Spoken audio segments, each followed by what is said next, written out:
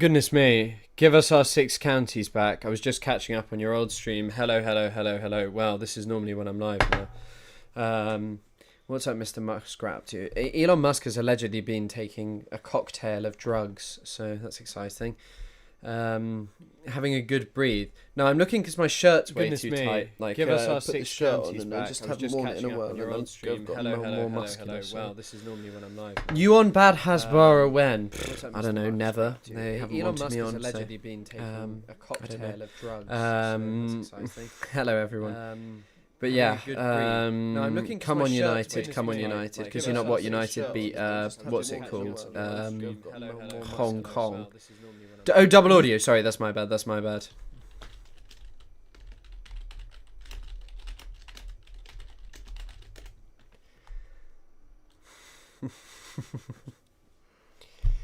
Yes, it's fixed, enough, stop talking about double audio.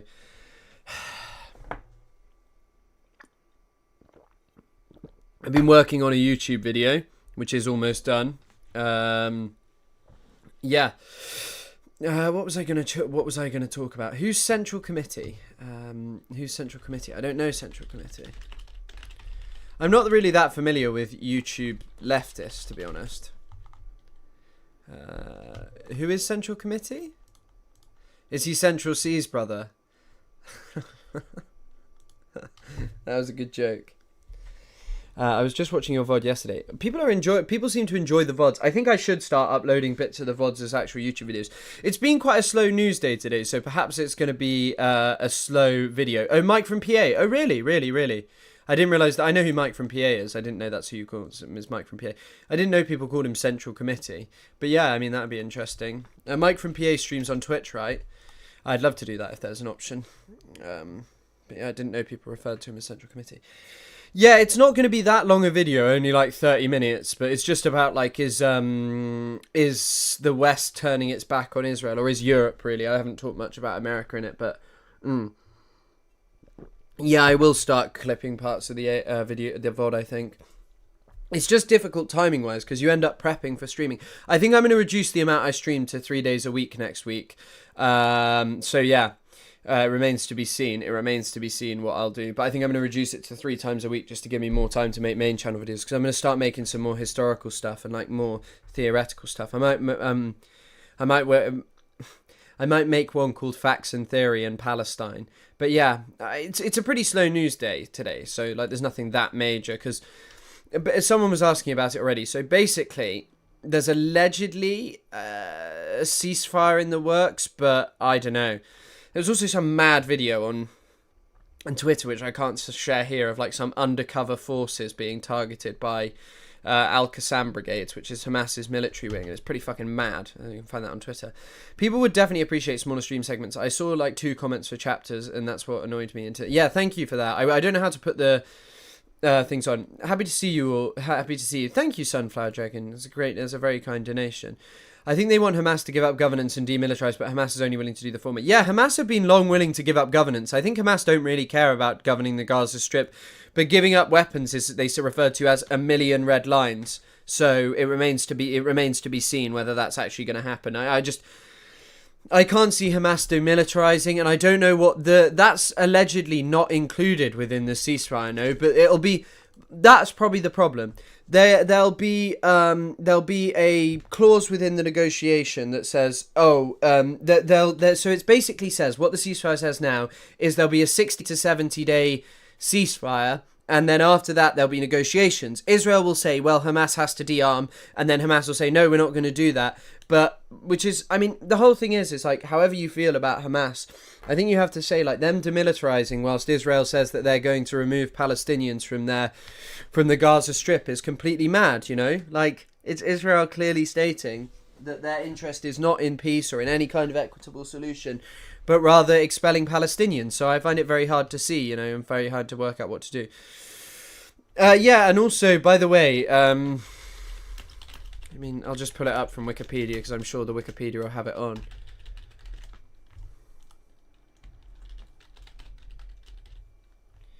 Here you go. So one of the preceding factors of the Sabra and Shatila massacre was that the PLO withdrew from Lebanon, the multinational force withdrew from Lebanon, and then Israel did a massacre. Basically, Israel aided and abetted the would be that Israel aided and abetted the Phalangists doing a massacre. Yeah, I mean that's the thing as well. It won't. The problem is that I can't see Hamas have just been tricked over the Edan Alexander thing. So them demilitarizing and saying like, yeah, without any concrete guarantee that Israel will not be allowed to resume the genocide is, I think it's really hard. Like, I think you need a concrete guarantee of Israel saying, no, we won't go back to doing genocide is the main thing. But, I mean, it's hard to see Israel saying that. I think what the point is there was a ceasefire on the table. Hamas thought they accepted it and handed it back. And then America's like, oh, well, we think there's going to be a ceasefire. They give very concrete messaging around the ceasefire. And then Hamas says, no, we don't want this new ceasefire. And then America says, well, Hamas rejected the ceasefire, so what else is there to do? That's it. It wasn't Israel. Apparently Steve Witkoff, according to Dropsite News, agreed that in exchange for the release of Edan Alexander, that the blockade would be lifted and aid would go in. Hold on, I'll show you. Here you go. So, Dropsite News is allegedly in communication with members of Hamas, and then I don't, you know, it probably is true. But yeah, Bassem Naim, a member of the group, Hamas's political group bureau, told Dropsite earlier this month that the group had direct commitment from Witkoff that 2 days after the release of US citizen and Israeli soldier Edan Alexander, the Trump administration would compel Israel to lift the Gaza blockade and allow humanitarian aid to enter the territory. Witkoff, according to Naim, also promised that Trump would make a public call for an immediate ceasefire in Gaza and for negotiations aimed at achieving a permanent ceasefire. He did nothing of this. So I think Hamas will be very, very, very wary. And I genuinely, I don't think it's conspiratorial. I think that the whole thing that Israel will do is they've basically now got this amended ceasefire, which is nothing like the original ceasefire that Hamas were willing to accept. Now Israel will go, well, they won't accept it, and we thought there was, America will go, well, you know, and then, yeah, they'll just continue striking it, basically, I think is exactly what they'll do. They'll up the speed of the genocide. And I mean, the scenes from last night, this is always the case, by the way. Whenever there's even potential of a ceasefire, Israel always accelerates the Gaza genocide. Also, sorry, where's my Twitter not fucking working? Look at this from last night. Urgent plea for help. Israeli forces are firing dozens of illumination flares over Gaza City and northern areas, accompanied by calls for mass forced evacuations, pushing thousands to flee their homes at midnight. We are dying. The Israeli bombing is relentless. Women and children are the victims. Like, look at this. This is at night. Like, that's how much it's lit up by just the flares that they're firing. So it's very difficult. It's very difficult. Should Hamas specify what kind of aid they want? Because the truckload of shrouds is pretty shitty of the IOF. No, Hamas, there is a specification. Hamas said that things like building materials have to enter, because even previously, under the last agreement, there were meant to be building materials let into Gaza, and Israel just didn't allow it. But yeah, like, look at these images. Like, I mean, this is just coupled by like a humongous bombardment campaign. I don't know if any of you saw it, but last night there was actually some good reporting by a British media outlet on what's happening in Gaza. Like a really good hour-long program. I'll show you. We won't watch it because it's way too long. Stephen Capo was hosted on Bad Hasbara. I didn't know that. Here you go. It's available on YouTube. It's called Gaza Fight for Survival. I'm not going to play it because it's really long and it would definitely get me in trouble because there's some quite graphic scenes in there. But yeah, here's a... Oh, I'm clicking on the wrong thing. But yeah... about Israeli pinkwashing. I'm sure Plus 972 did. Plus 972's reporting is pretty decent. But what else? There's the best article on pinkwashing is Homo Zion by Hussein Omar. It's the best article I've ever read on pinkwashing. It's really, really, really powerful.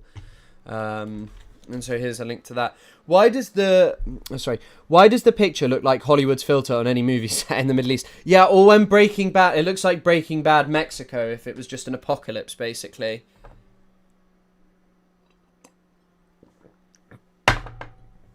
But yeah, it's I don't know. It's a very horrifying time. This is what, and always, as I say, this is always what Israel does in Gaza.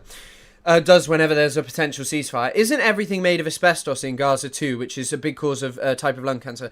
So, so I'll just answer the other question.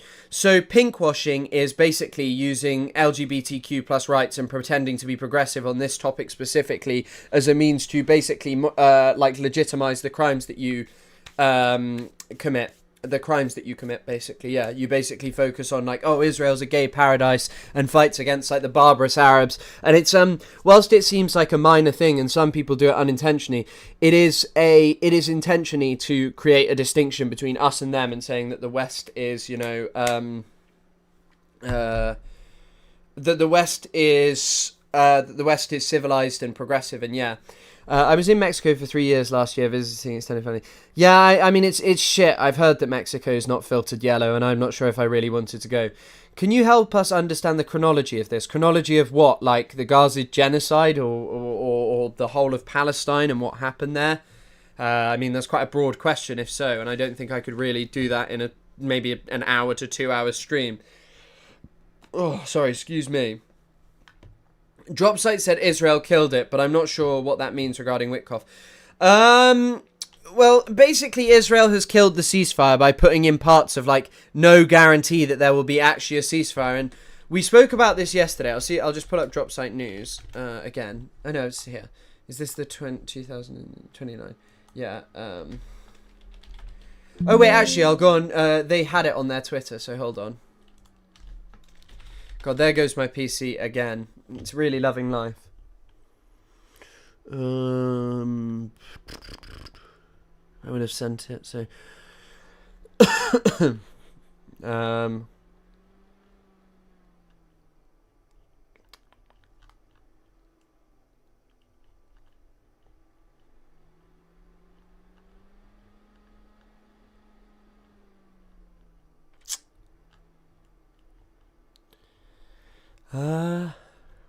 Why can't I fucking find the ceasefire? Yeah, here you go. Right. Here you go. Here's the full ceasefire. Did you see the Labour MP get shouted at on Question Time? Yeah, I'll show that actually in a bit. It's probably worth watching because I didn't actually watch it. I watched the start of it.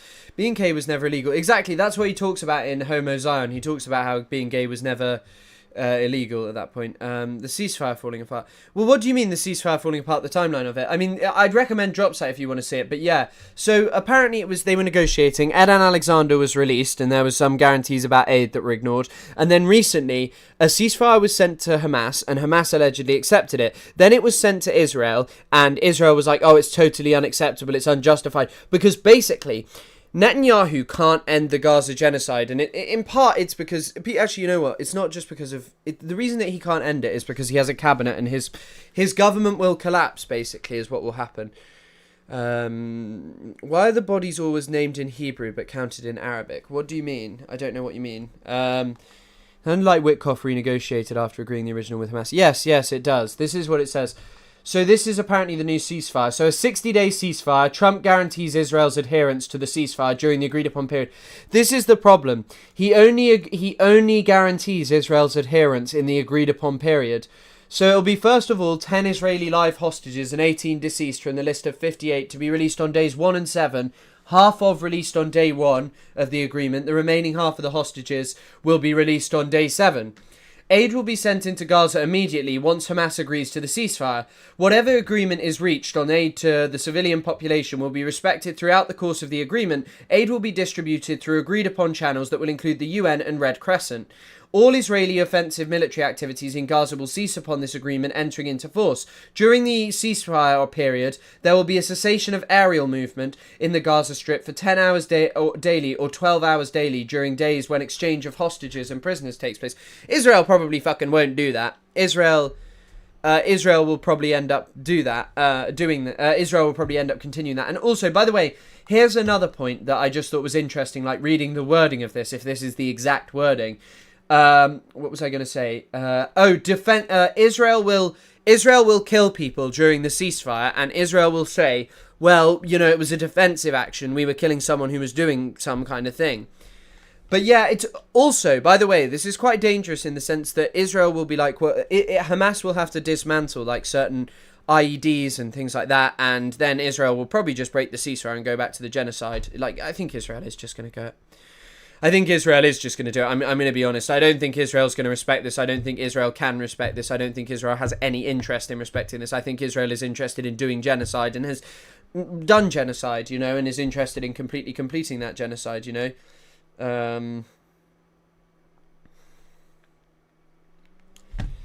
But yeah, what even is Steve Witkoff's logic? Did he really think Israel would agree to this? I mean, hold on.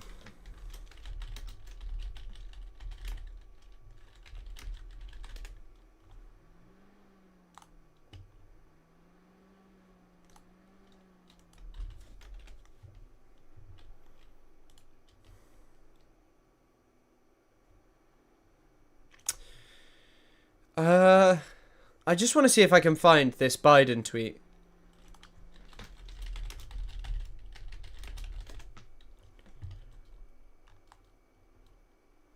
Here you go. Wait.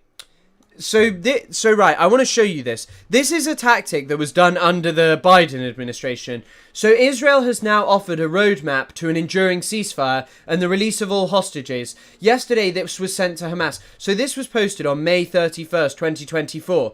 This was refused by Israel, and yet Biden posted, oh, it's Hamas that have refused it. So it said a complete ceasefire, withdrawal of Israeli forces from populated areas in Gaza, release of some hostages and some remains of hostages, Palestinian civilians can return to their homes in Gaza, a surge in aid, a permanent end to hostilities, exchange for the release of remaining living hostages, Israeli forces withdraw from Gaza, major reconstruction plan, final remains of hostages. He claimed that Israel had accepted this. These are fucking Hamas's terms at that point. I remember I said this the other day. I spoke to someone, my friend, about this. Biden literally posted this as the ceasefire. Biden posted, and this would have worked. And Biden claimed that Israel had accepted it. And then I remember...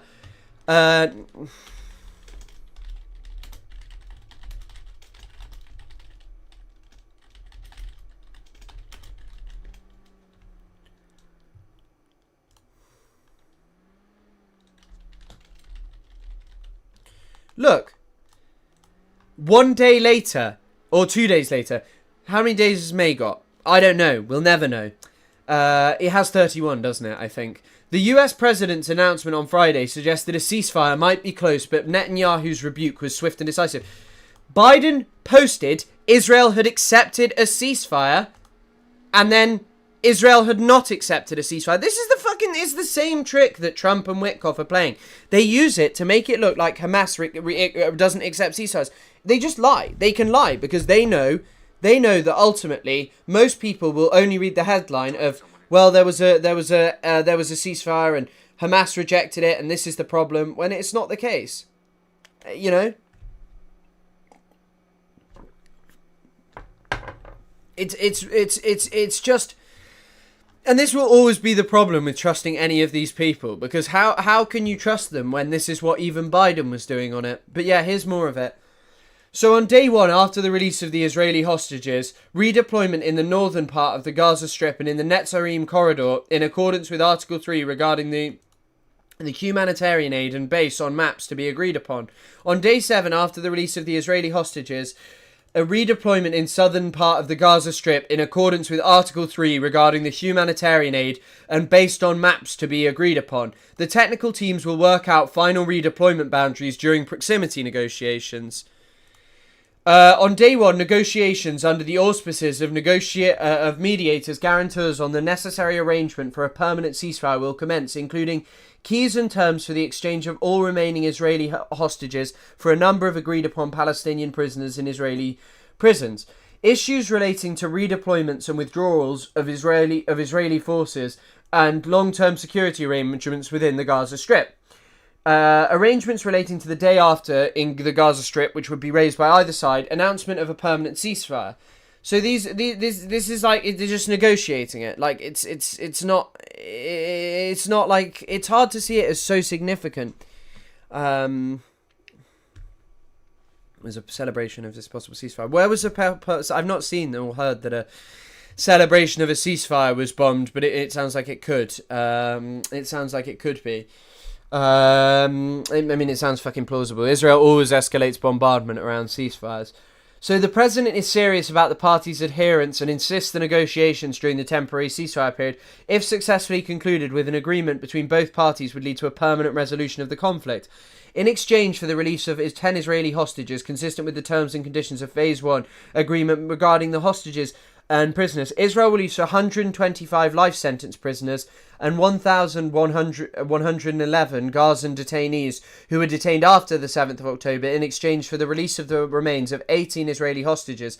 Israel will release 180 deceased Gazans. The release will be performed simultaneously in accordance with an agreed-upon mechanism and without public displays or ceremonies. Half of these releases will occur on day 1 and other half will occur on day 7.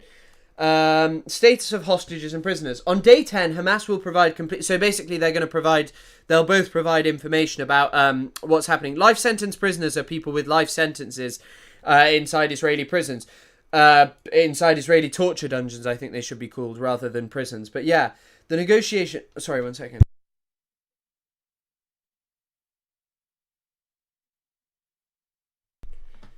Right, you can hear me. Remaining hostages released upon agreement. The negotiation on the necessary arrangements for a permanent ceasefire should be completed within 60 days. Upon agreement, the remaining hostages from the list of 58 provided by Israel will be released. In case negotiations on arrangement for a permanent ceasefire are not concluded with the aforementioned time period, the temporary ceasefire may be extended under the conditions and for duration to be agreed upon by both parties, so long as the parties are negotiating in good faith. The mediators, guarantors, US, Egypt, and Qatar will guarantee that the ceasefire will continue for a 60-day period, and for any agreed-upon extension, will guarantee the serious discussion will be held on the necessary arrangements for a permanent ceasefire, and will make every effort to ensure the completion of the above-mentioned negotiations. Special envoy would come to the region to finalise the agreement. Witkoff will preside over the negotiations. Trump will personally announce the ceasefire. The US and President Trump are committed to working to ensure that good faith negotiations continue. I don't know if Hamas will accept it. And you said, why Qatar? Because Qatar are like the world's best negotiators. In history, Qatar are the best negotiators that have basically ever existed. Hold on. I'll see if my book's up here.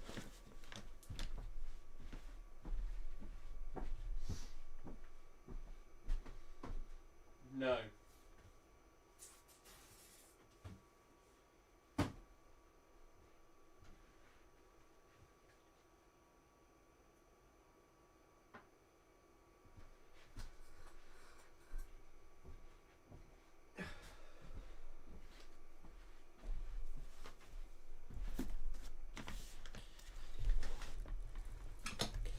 No, there's no book up here, but Qatar are really good at negotiating, basically.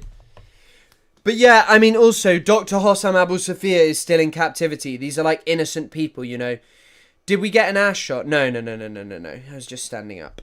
But yeah, there's not like, there's not that much information about it.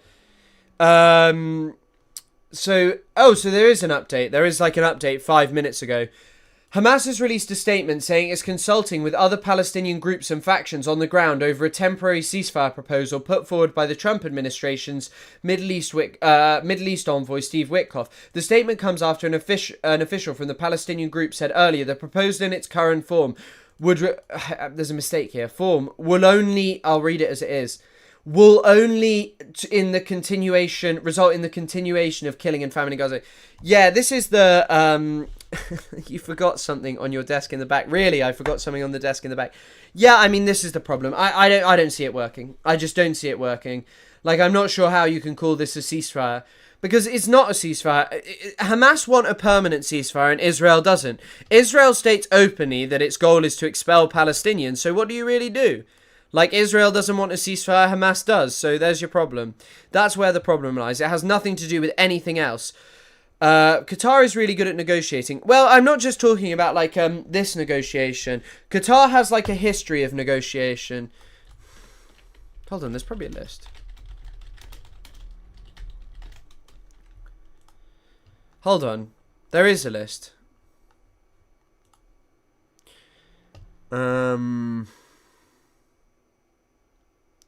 So Qatar have mediated the US Taliban conflict, the Sudan conflict, Lebanon crisis, Yemen conflict, Iraq hostage mediation, Ukraine hostage mediation, Israel Hamas mediation, Gaza war and hostage crisis mediation. There should be a longer list. The list is definitely longer than that. They've negotiated when it comes to Libya. They really enjoy They really enjoy mediation. Like, this is basically Qatar's bread and butter. It's how Qatar has forced itself onto the global stage. Also, thank you guys for 29,000 subscribers. It's kind of mad. It's only been like a real month or so of properly doing this. Is Macron in Southeast Asia? What's he doing in Southeast Asia? But yeah, I mean, also, by the way, that's the other thing just to note on this. Obviously, Hamas are the main players, but there's also Palestinian Islamic Jihad, and Hamas released a statement saying it will continue the killing. So I assume what they're asking people is basically, should they do this? Like, should they do this, or are they also going to say exactly the same thing? Because obviously, what Israel is currently doing, it does put pressure on Hamas in the sense of they are just killing everyone in Gaza. Like, that's just what they're doing. They're killing everyone there, you know? Like, they're trying to kill and expel every single person there, you know? Like, you know, I like, it's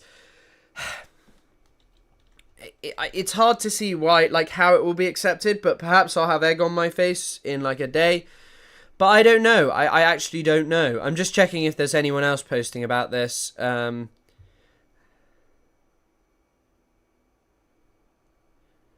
Sorry, someone just posted...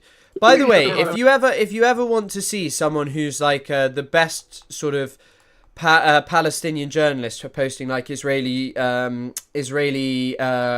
genocidal clowns, then it's Yunus Terari. Hold on, I'll just note this. So apparently Macron is saying that they will apply sanctions against Israel unless the government in Tel Aviv responds to the humanitarian crisis in Gaza. So he spoke, the humanitarian blockade is creating a situation that is untenable on the ground. If there is no response in the coming hours and days in line with the humanitarian situation, we will have to harden our collective position. I mean, also, by the way, I think it's really difficult because, yeah, I think it's really difficult because what does it all mean? Like, okay, if Israel hardens, if the West hardens, like, it's not going to save the people of Gaza. People in Gaza are dying en masse right now. You're not going to fix it by just hardening your position in a couple of days, weeks and hours. And when does that ever come to fruition, you know? Like, when does that ever come to fruition? It just doesn't. It just doesn't come to fruition. And you're right, it is the bare minimum, but it's whether it's even going to happen. Have you heard of the Finders cult? What?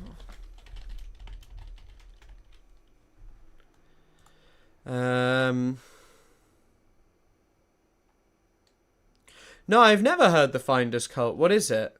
Oh, so it's just like some sort of perverse thing going on in the American military. It sounds very interesting. It sounds like a very interesting topic, actually. Thank you for the donation, you, Marielle. It sounds like a very interesting topic.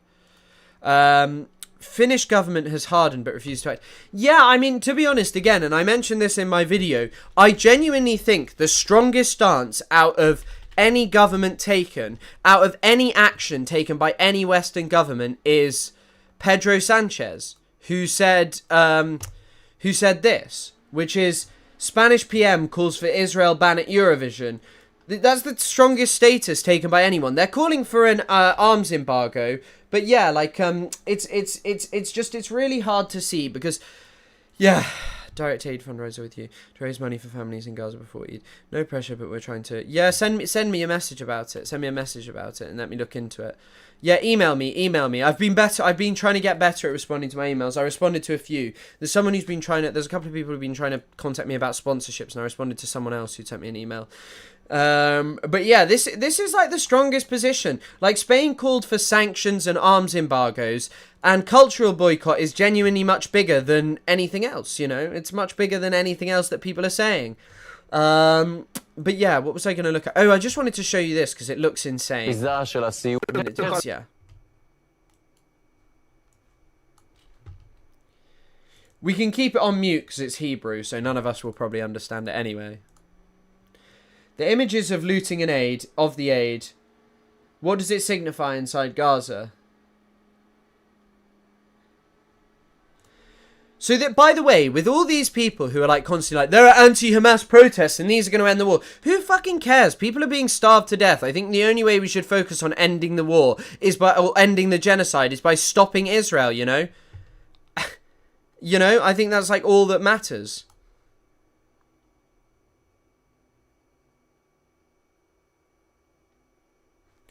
I wrote a big research on this now. By the way, like, what was this? Hold on, let's just check what this guy's position is. So he's Eretz Winner, who headed the IOF operations division at the Southern Command and supervised the operation plans on Gaza from... Wow. So he did this until... So he was there for what? Like, quite, like, multiple months? Like, quite a while? Supervising what's happening in Gaza, and this is his opinion. It was during the Satanic Panic of the... They had a file called Palestine. They also arranged... Really? Is this actually true? I mean, I saw it has a Wikipedia page. I mean, by the way, like, people who are, like, in very powerful positions, like, wanting to engage in more and more depraved acts doesn't really surprise me, because each depraved act you engage with doesn't exactly satisfy things. So there is actually a Wikipedia page on this, which is not the most trusty of websites. The finders came to public attention when 2 members of the movement were arrested in Tallahassee, Florida in '87, charged with a misdemeanor, child abuse of the 6 children accompanying them. The 2 men remained silent when in the public park. The police inquired as to their identity and relationship with the children. Well-dressed men in suits. They used a van to transfer 6 scruffy, hungry children of varying ages between 2 and 11. Were a cult that conducted brainwashing techniques at a warehouse in Glover Park, duplex raided by law enforcement. This source told of being recruited by the finders with promises of financial reward and sexual gratification. That sounds fucking bizarre. So it was an international, intentional community and cult founded in Washington by a former U.S. Air Force Master Sergeant. That sounds like a very interesting topic.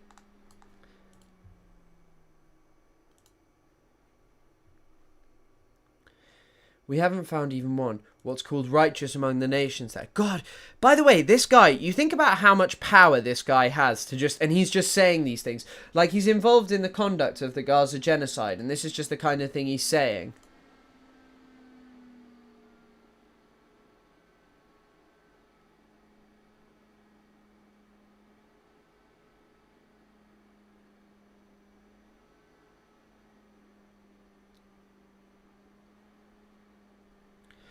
Like, this is just a guy who's, like, very senior in the Israeli military saying that they should parachute in, that what their plan is to exterminate and expel Gaza.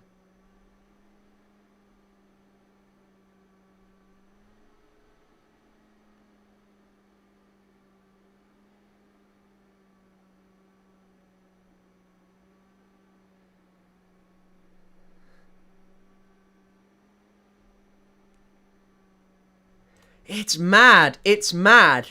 Sweden was early in the West to recognise a Palestinian state, but I remember when I was about to vote in the EU election, I think it was, and Social Democraterna had an answer that Sweden might have recognised a Palestinian state. I mean, the problem with recognising a Palestinian state is, like, it's just a completely symbolic... Oh, it's a completely symbolic action. Hold on, I'll fix up the subs. Is a completely symbolic action. Like, it also, you can't recognize a Palestinian state whilst currently having a relationship with the state of Israel, because Israel is the biggest obstacle to there being a Palestinian state, and no government in Israel has ever really done anything about that or changed its view on that exact topic.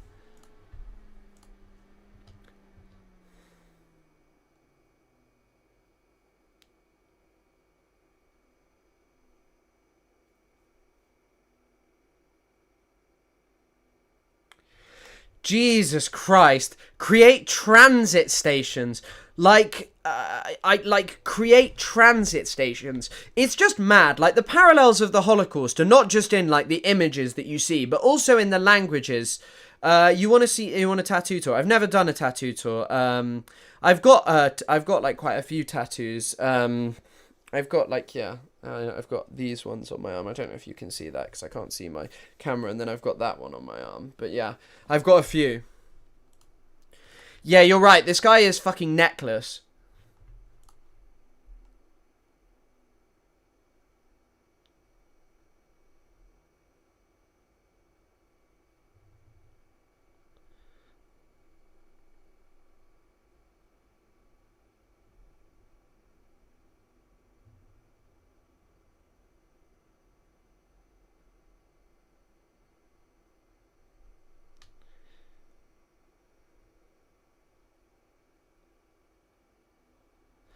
The walls we built around Gaza were a blessing. Like, these things are mad. To say these words are insane, and I agree with you. He does look like a thumb.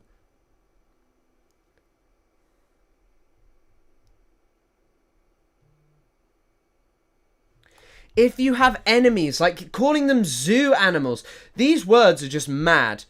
These words coming from this man's mouth are absolutely insane.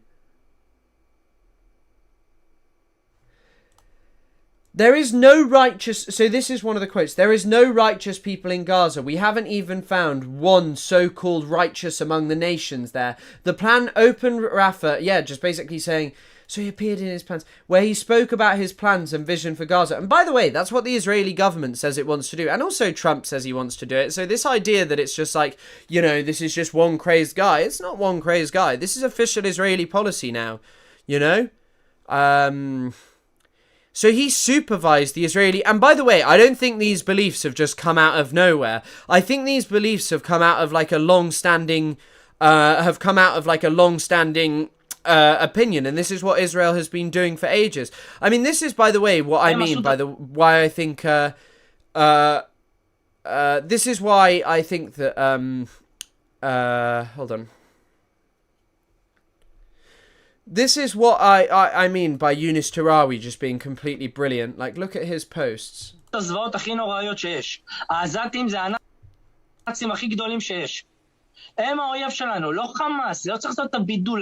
Like, read these words. Like, they're not surprising. It's what Israel's saying they're doing, and it's what they do.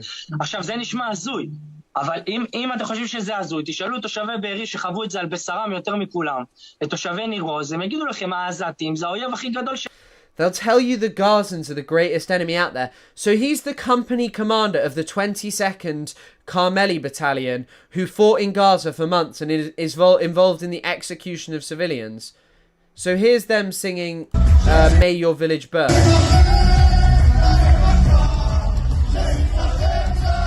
Like, it's just mad because this is just Israel. Like, this is just Israel. This is Israeli soldiers, and you just can read all the things they say. And Yunus Tarawi has been fantastic at posting this. He reaffirmed genocidal intent. We already know in Gaza there are no innocents. It's not just Hamas. It's the entire population. These are the ones who looted and burned and raped. The Gazans carried out the atrocities in the massacre, and whoever provides them with food, water, fuel, and internet strengthens the enemy. It's just unbelievable. It's just genuinely unbelievable. Also, that Google Doc doesn't need to be open. But yeah, it's just like, I mean, this is just this is just what Israel is like. He's just been, and I mean, Tirawi's posted a lot of stuff. He's a brilliant journalist, like, honestly. He has like a 121 long thread of just people saying genocidal stuff. Hold on. Let me just cough.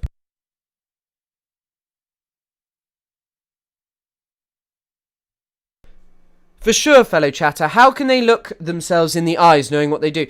Because this is, by the way, just accepted in Israel. You wouldn't be able to publicly say these things. Your soldiers wouldn't be publicly allowed to say and speak like this if it was actually a society that was not obscenely racist towards Palestinians. Like, that's just kind of the hard truth of it. Like, as I say, he has 100 long thread of senior Israeli military officers. 100 people, not 100 posts long thread. There are 100 different people in here saying genocidal things. Yeah, it's fucking unbelievable. It's fucking unbelievable. Liva Palestina, cross Zionism. Yeah, I agree with you. I just... I can't go to Israel. You know I can't go to Israel. There's no way Israel are letting me in, by the way.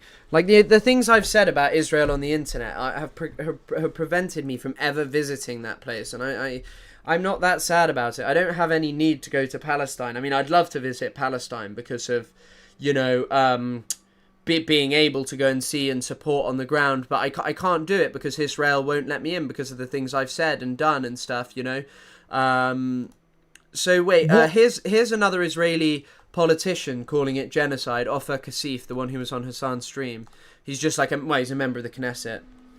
Will you be playing Elden Ring Night Ring? I've seen the reviews, and the reviews look kind of mixed so far, according to Steam.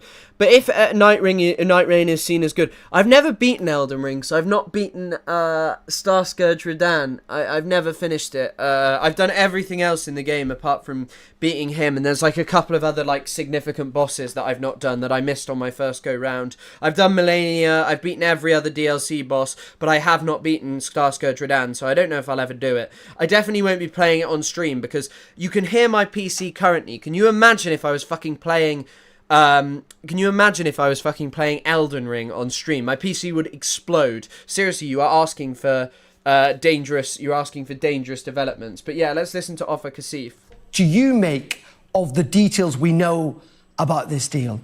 First of all, we do not know much because I believe that still most of the details are, haven't come to the fore yet. But what I can say is that anything that will put an end to this terrible assault on Gaza, to the genocide, to be very clear and very blunt, this is not a war, what's going on in Gaza. It's clearly a genocide, atrocities, and of It is kind of mad hearing an Israeli politician say this so frankly. Of course, let's not forget ever the fate of the Israeli hostages too. So anything that can put an end, a total end, not a break, a total end. And that's also the point. Like, we don't need a fucking temporary ceasefire. We saw what happened with the last one.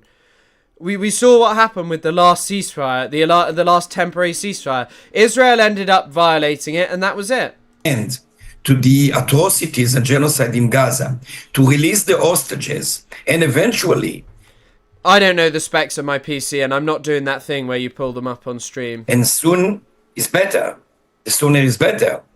Sky News have been doing some really good reporting. Their report last night was really good. An Israeli total withdrawal from Gaza, anything that would lead to that is welcome. Anything that will be only a kind of a small... Yeah, he's a member of the Knesset for Hadash, which is a party in Israel. ...break and will not produce or deliver.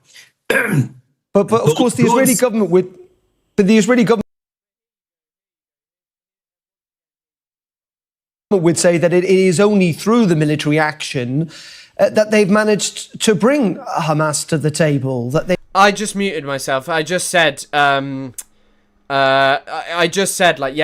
he's that it's like here comes the Sky News being problematic. They've managed to bring home some of the hostages. This is a sheer lie, and because and it's not a theoretical issue. You can see it throughout the months. The only part that violated and broke any kind of agreement or possibility to get an agreement to stop the carnage in Gaza and release the hostages, anything that was violated thus far was by the Israeli government in general and Netanyahu in particular. I want everybody to remember that it's so funny because like this guy is like an Israeli politician. He's not exactly like, a guy who is anti-Israel. He literally works in the Israeli government, and yet here he is just saying these things. And I know some people go, well, he's crazy and left wing. No, he still works in the Israeli government, few months ago there was a ceasefire agreement, when before we moved to the second phase, Netanyahu and his bigots in the government decided to violate it and using different fake excuses. So the blame should be put entirely on the government of Israel. Well, that is not to say, of course, that Hamas is my cup of tea. There's no such thing as a leftist colonizer. I mean, to an extent, although there are people like Yuri Davis, who's quite funny. So Yuri Davis says that he's a Hebrew he's a Hebrew-speaking Palestinian of Jewish origin or something. Say the least. No, it's not. I'm anti-Hamas totally. But let's be frank. Hold on, I'll see if I can find it.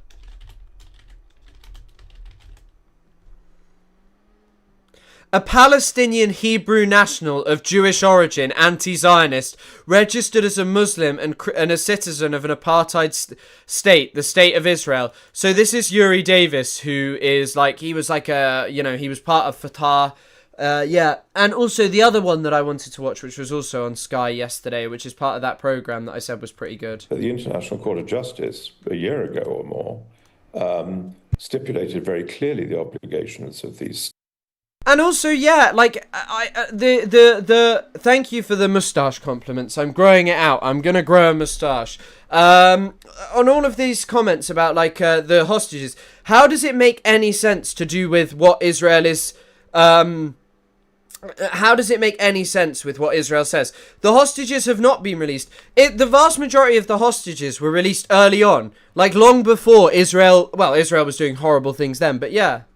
States in Europe and elsewhere to take action to stop what could be a genocide, as they said at the time. But we haven't seen that happen.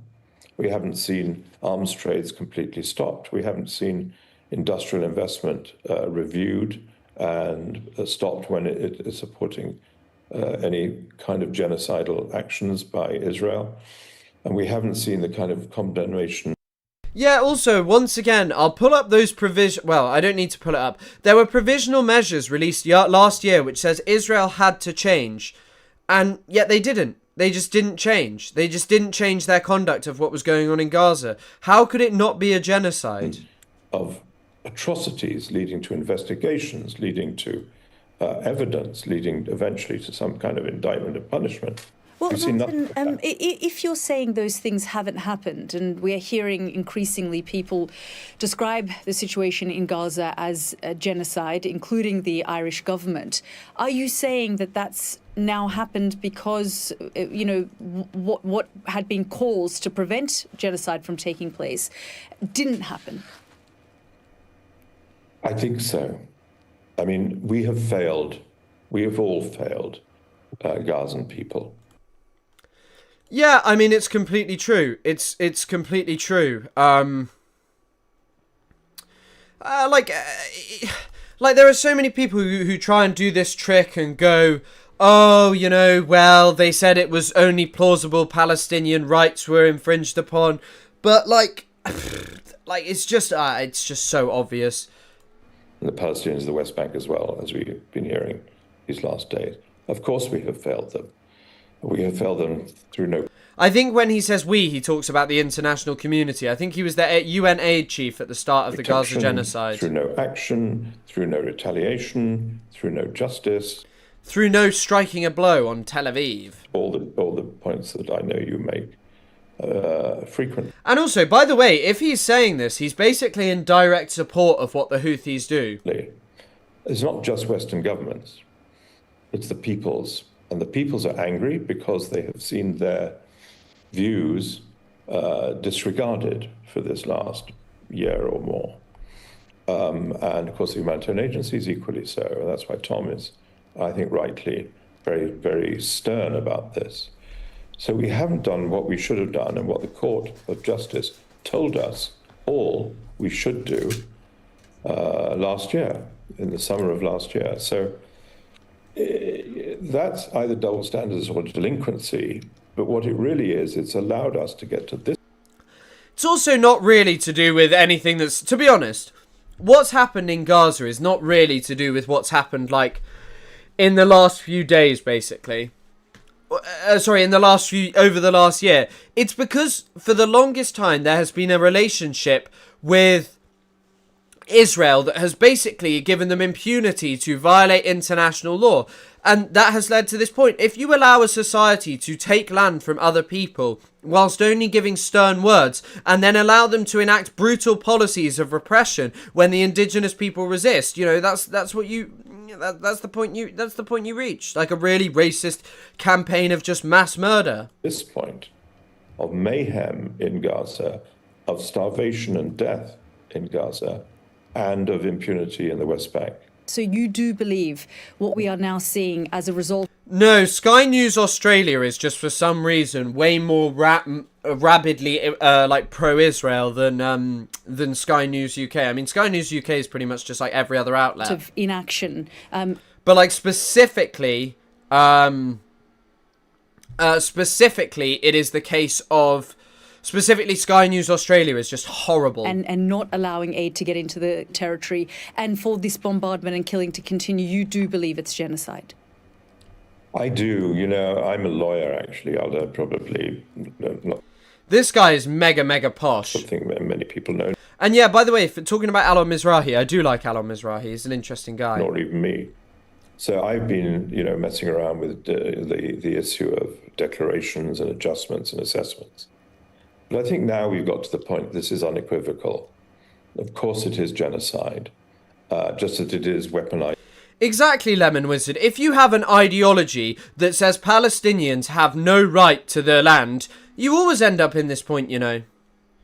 Why the sudden change in narration, though? Because it's just undeniable. Like, I mean, the truth is all these Western nations who now call it intolerable, like, you know, this is why I think it's only words. Because, here you go. There you go. Hold on.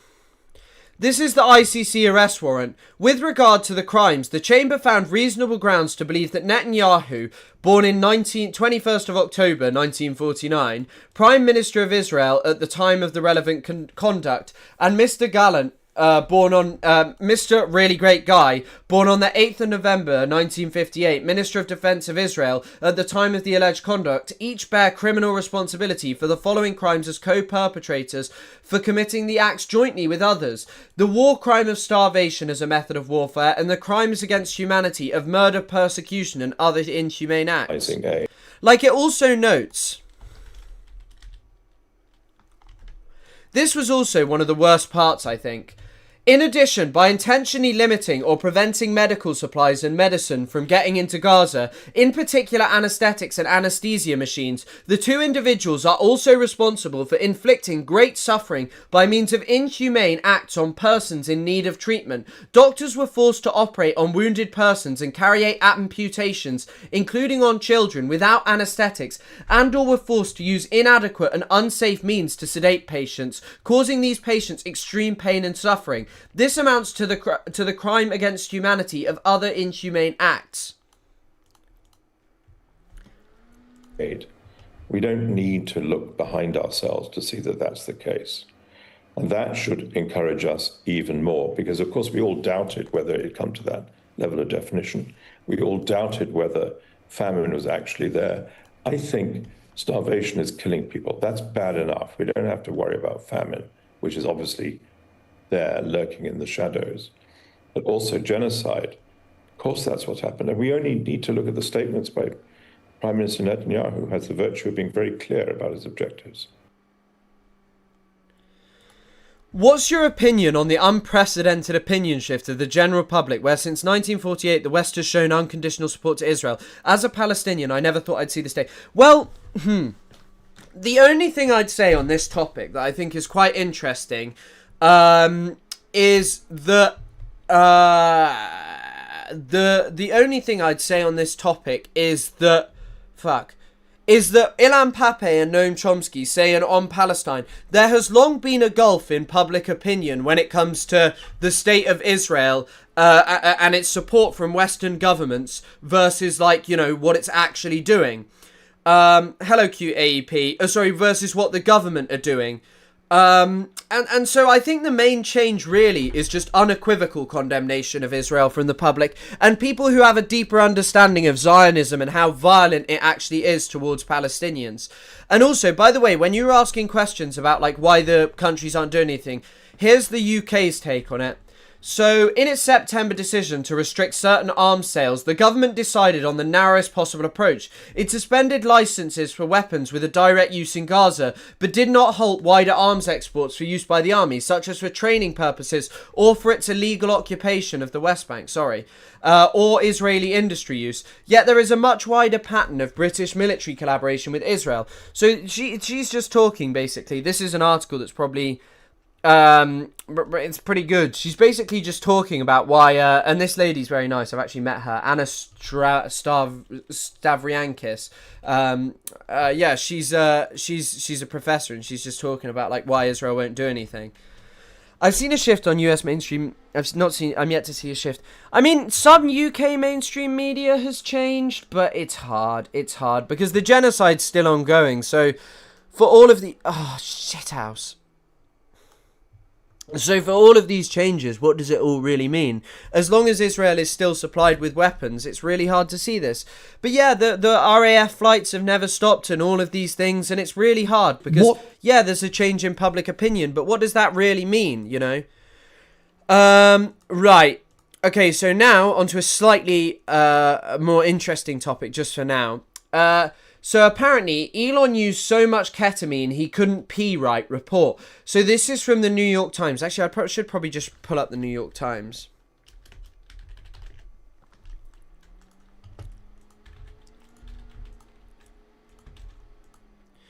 So this article's really funny in one sense. So this is really funny because... When Elon Musk was doing the fucking... Sorry, 1 second. I just need to fix the background thing.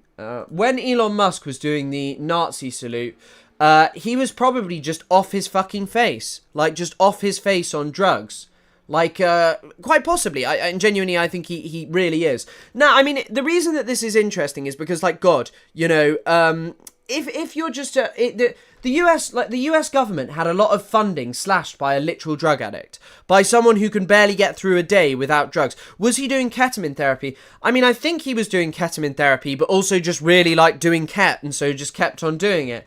So his drug consumption went well beyond occasional use. He told people he was taking so much ketamine, a powerful anesthetic, that it was affecting his bladder, a known effect of chronic use. He took ecstasy and psychedelic mushrooms, and he travelled with a daily medication box that held about 20 pills, including ones with the markings of stimulants, the stimulant Adderall, according to a photo of the box and people who have seen it.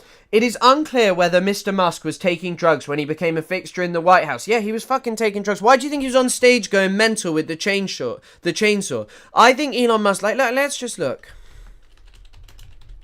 Hold on.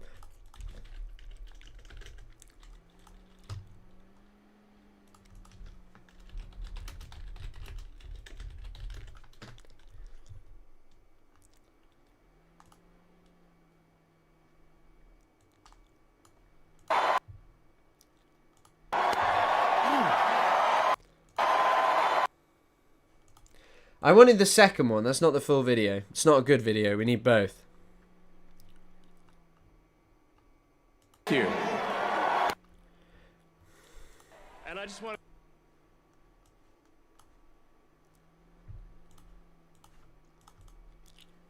to say thank you for making it happen.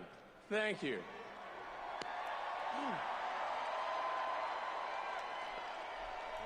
He was just off his fucking face. He was just being impulsive. Like, he was off his face on drugs, just doing this.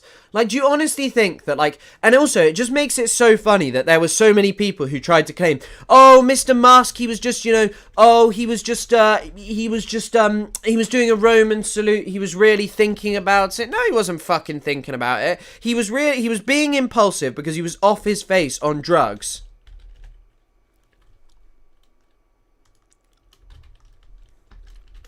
Also, someone said to me, Tony Soprano Lover actually said to me, do you think that the reason he left recently is because because this article was about to come out? I mean, it's fucking possible, isn't it? Yeah. I mean, this is the kind of positive energy that America is all about. Also, these are just weird statements. This is the positive energy. I mean, he is an odd guy, but I reckon he was yacked off his face. He was cranking it on the Republican Party trail. Yeah. USA! USA! USA! USA! USA! Ah! It's so weird. It's so weird. Yes!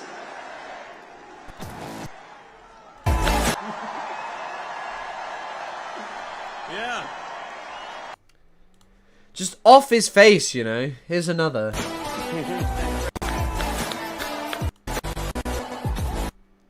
So I'm going to mute it because it has music. But, like, look.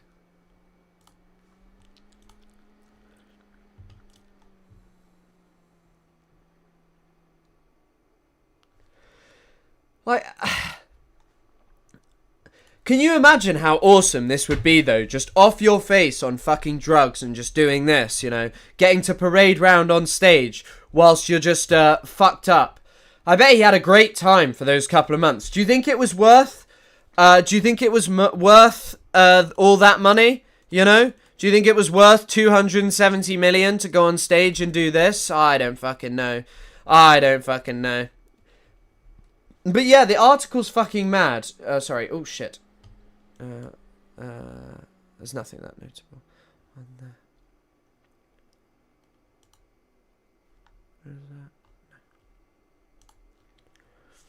that?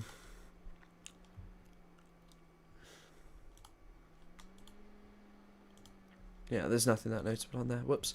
I just exposed my DMs. Whoops.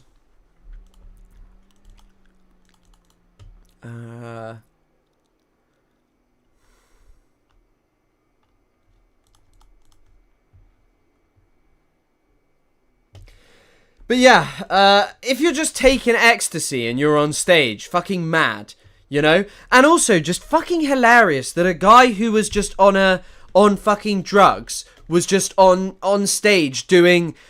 sorry, was not just on stage. This guy who was just fucking doing drugs was just sat there. This guy who was just doing drugs is just there cutting government funding to, like, disabled people, you know?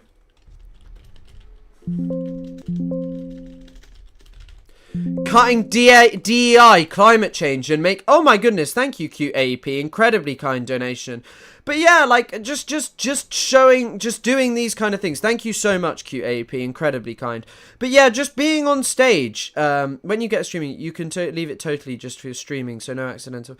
it doesn't matter. I didn't dox myself. It's like I haven't got any problematic DMs in there. It's just me sending fucking messages to people, and none of them are problematic, so I don't care. But yeah, what was I saying? Don't know. Just like this is just what fucking American politics has devolved into. Drug addicts and alcoholics running it. Although that was always the thing. Apparently, you know what? We shouldn't act surprised by this. So this guy. So the guy who led the Afghan jihad was called Charlie Wilson. So this was the guy who was sponsoring what they called. He was sponsoring, like, the Mujahideen in Afghanistan. He was obsessed with it, you know. Here you go. No, I don't have any I do that text on there, sadly. Yeah, you are right about that. I do need a streaming computer. Just exactly for that exact reason of, like, just keeping my personal information. But, you know, I'm pretty public with my fucking name, so, like, I don't need to hide that. I'm not scared of people finding out my name. But yeah, the girls had cocaine. So this is Charlie Wilson. Wilson reveals he travelled to Las Vegas in the summer of 1980 and recalls an experience with 2 strippers. The girls had cocaine and the music was loud. It was total happiness, and both of them had 10 long red fingernails with an endless supply of beautiful white power. The feds spent $1 million trying to figure out when those fingernails passed under my nose. Did I inhale or exhale? And I ain't telling. Nobody knows the answer to that, and I ain't telling. This guy, like, had such a significant role within the, like, sponsoring Afghanistan. Hold on.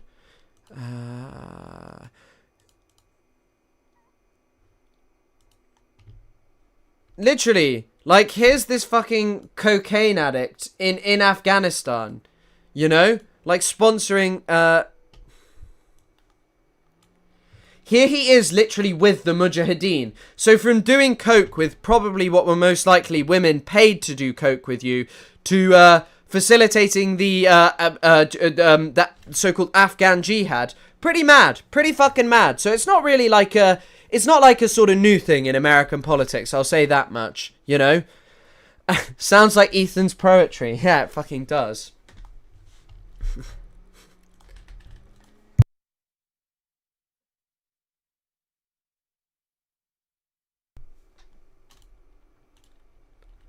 Sorry, I'm just checking some things.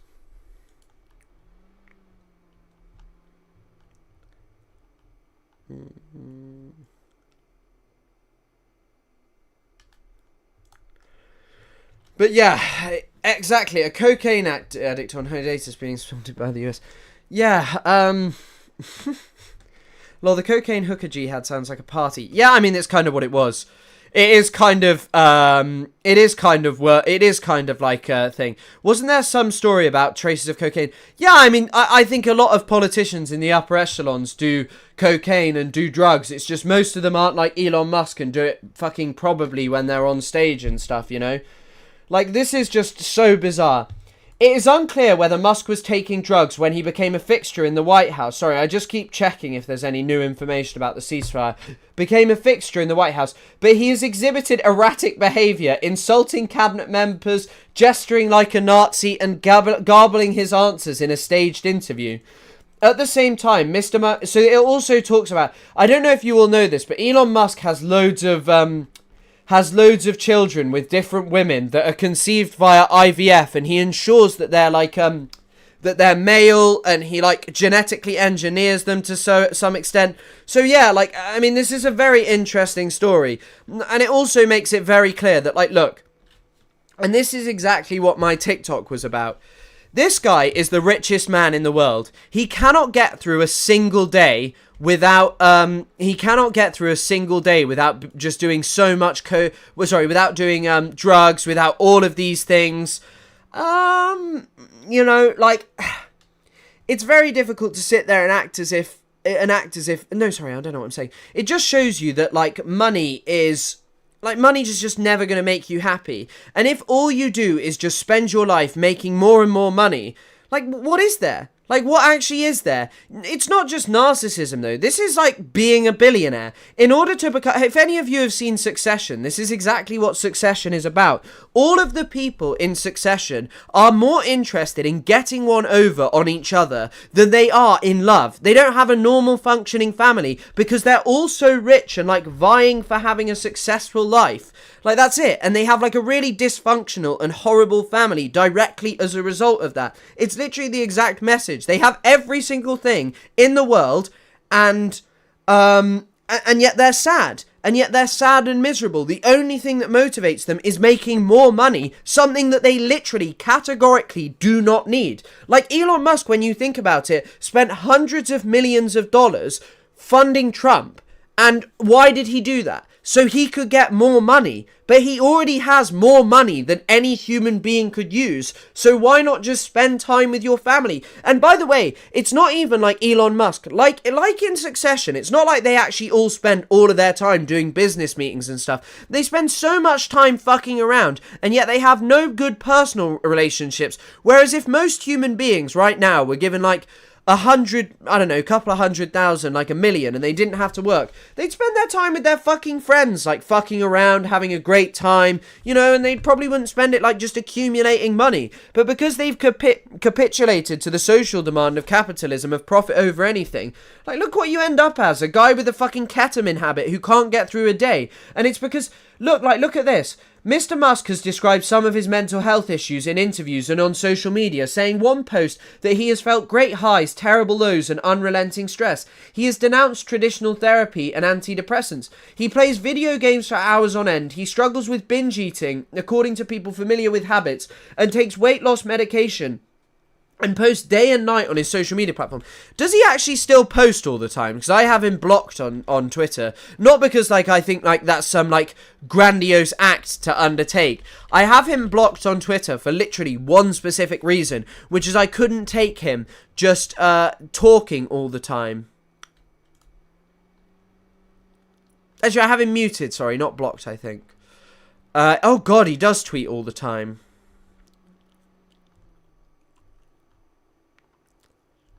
It's just him playing fucking Diablo.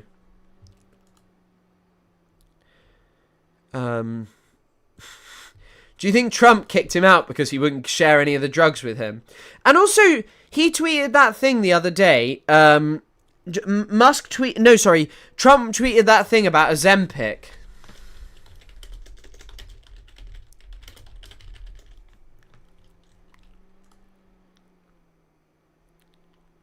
Hold on, let's see.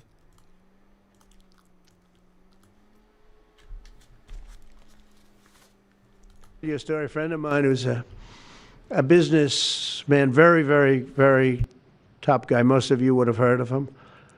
He's talking about fucking Elon. Highly neurotic, brilliant businessman.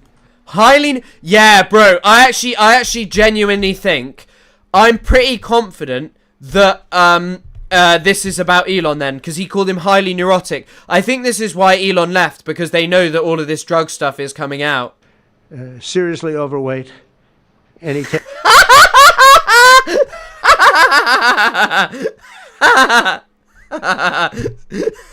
seriously overweight. takes the fat shot drug. And he called me up, and he said, President, he calls me, he used to call me Donald, now he calls me President, so that's nice respect. But he's a rough guy, smart guy, very successful, very rich. I wouldn't even know how we would know this, but because he's got comments. President, could I ask you a question? What? I'm in London, and I just paid for this damn fat drug I take. I said, it's not working. This is him talking about Ozempic. He said, I just paid $88, and in New York I pay $1,300. What the hell is going on? He said, so I checked, and it's the same box, made in the same plant, by the same company. It's the identical pill. This is really fucking off topic, but what are all of these things? Like, what actually are they? I can see that they're books with each president's name, but does anyone know what's in them? That I buy in New York, and here I'm paying $88 in This damn fat drug! London. In New York, I'm paying $1,300. Now, this is a great businessman, but he's not familiar with this crazy situation that we have. Also, by the way, if this is true, and I think it is probably Elon, I highly doubt it's anyone else. Hold on, actually, let's see.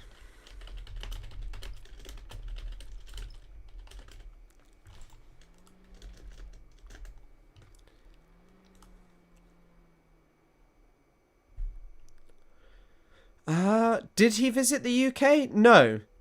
He said it on the 26th of September 2024. Don't go to Britain, they release paedophiles. But he was stunned. But it was probably its biographies. Do you think? I assumed it was something like that, or maybe like legislation they'd passed. Just one of those stories, and I brought it up with the drug companies, represented by somebody who's very, very smart, good person too.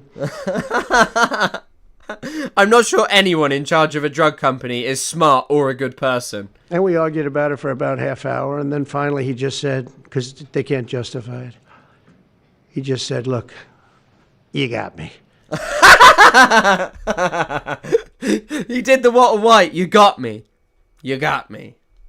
You got me. I can no longer they've been justifying this crap for years. They said, oh, it's research and development. Well, I said, well, research and development, other countries should pay research and development too. It's for their benefit. It was just one of those things. And the other countries would set a price, and they'd meet the price, and they'd say, if you don't meet the price, you can't sell it in our country. I said, well, then you walk away, and, they'll call you back, and they'll sell it in the country. But now they'll have to do that. Interesting. Thank you. Right, what was I going to search?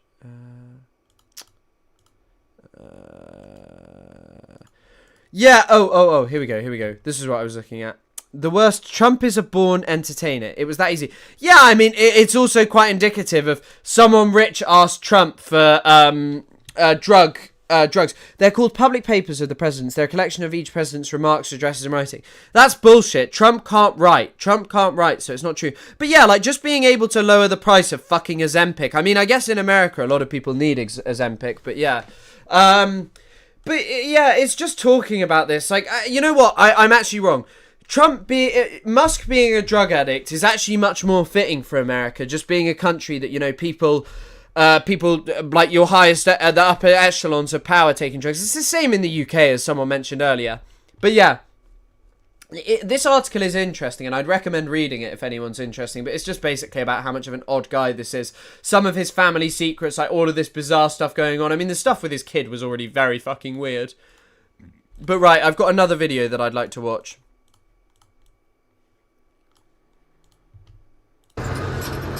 They had no doubt about fighting until they did. For all sorts of reasons. They had no doubt about fighting while showing them point guns at ambulances. Thank you, Sky. The hand on the trigger was easy in a lot of ways.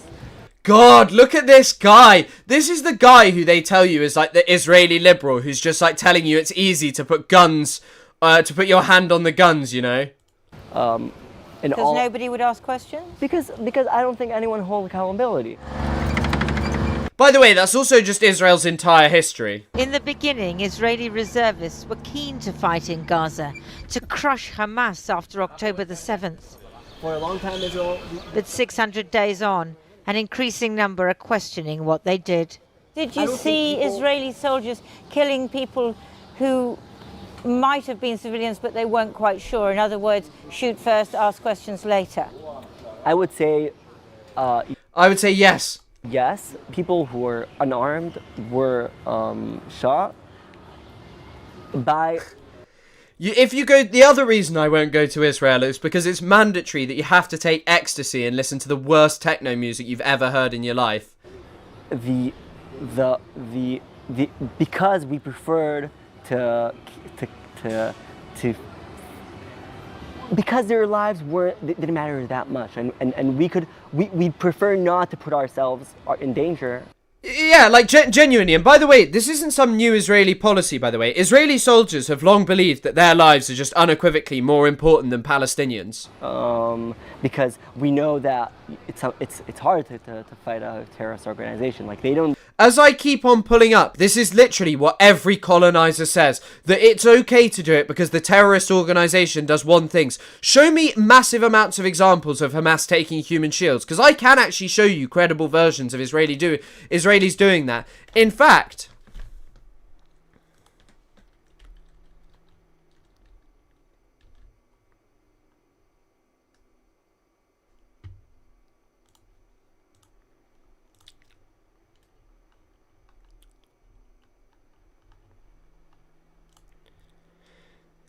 Here's a post by Yunus Tirawi from yesterday showing Israeli soldiers doing exactly that. Look like an army. Yotam Vilk rushed to help on October the 7th, and then... Yuni was doing a trip abroad to Israel. Even then I was like, yeah, fuck going to Israel. They are baddies, so we can't treat them like humans. Yeah. It is exactly that. It is literally exactly that. Served 2 tours, a total of 200... What is the organization? Mehazkim.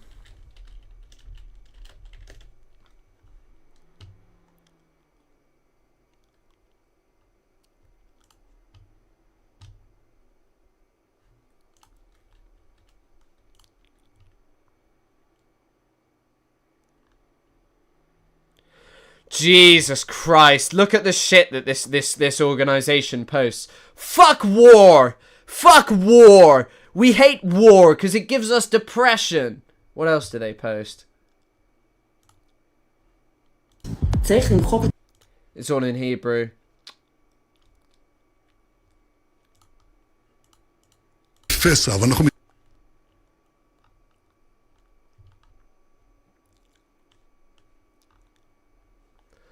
It's just like fucking kumbaya bullshit.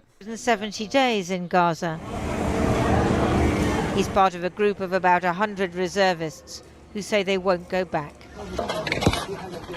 They believe in defending the state of Israel, but cannot remain oblivious to the impact of indiscriminate airstrikes on Gazan civilians. The amount of oblivion towards death of Palestinians and destruction in Gaza is horrible, and it's definitely a war crime, and it's definitely... You still participated in it, though.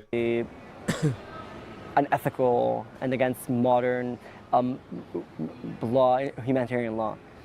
If the Israeli government is pushing towards ethnic cleansing and transfer from Gaza, that's a sort of genocide. And do you think that's what's happening? He's fucking American, isn't he? I think at this point it's not happening on ground. You think that's what they want to do? Is he American? They say out loud. I don't have to think. Into the springs of salvation. Spiritual guru and yoga teacher Rivka Lafer has no time for such scruples. She has become a poster girl for Israel's powerful far right. Her spirituality does not encompass the lives of Palestinian children. Children in Gaza, they want to kill my children. By the way, this is like literally just a Nazi level belief. I have mentioned this before. This is just a Nazi fucking level belief. His English is spoken without that much of an accent. That's why I'm kind of perplexed as to what his thing is. And it's hard to... I don't know whether you should say he's zesty as fuck. I love my children. I love my country. And I'm here. But the children in Gaza, 4 years old, 5 years old. Yes. She is the person who just wanted to fucking dance, by the way. Go to the fucking techno rave. Jesus. Actually, I don't think she would go to a techno rave. 4 and 5 year olds, even the babies? זה לא מוסרי לאהוב את האויב שלך, כי אז אתה מת. I hate my enemy because he wants to take my land and my life because of that. שונאת את האויב שלי בגלל שהוא רוצה לקחת את האדמה ואת החיים שלי. בגלל זה. וזה מה שהוא מנסה לעשות כבר שנים. As a settler in the West Bank, Rivka's certainty comes from the view that Do you want to know something funny? That I learnt about Destiny and Lonabox's trip to Israel. That Lonabox was like having a shouting match with that Vadim guy yesterday. That Vadim guy yesterday. And he was like, "Oh, you saying I did propaganda?" Let me just show you. Lonabox. Hold on, I'll see if I can find it.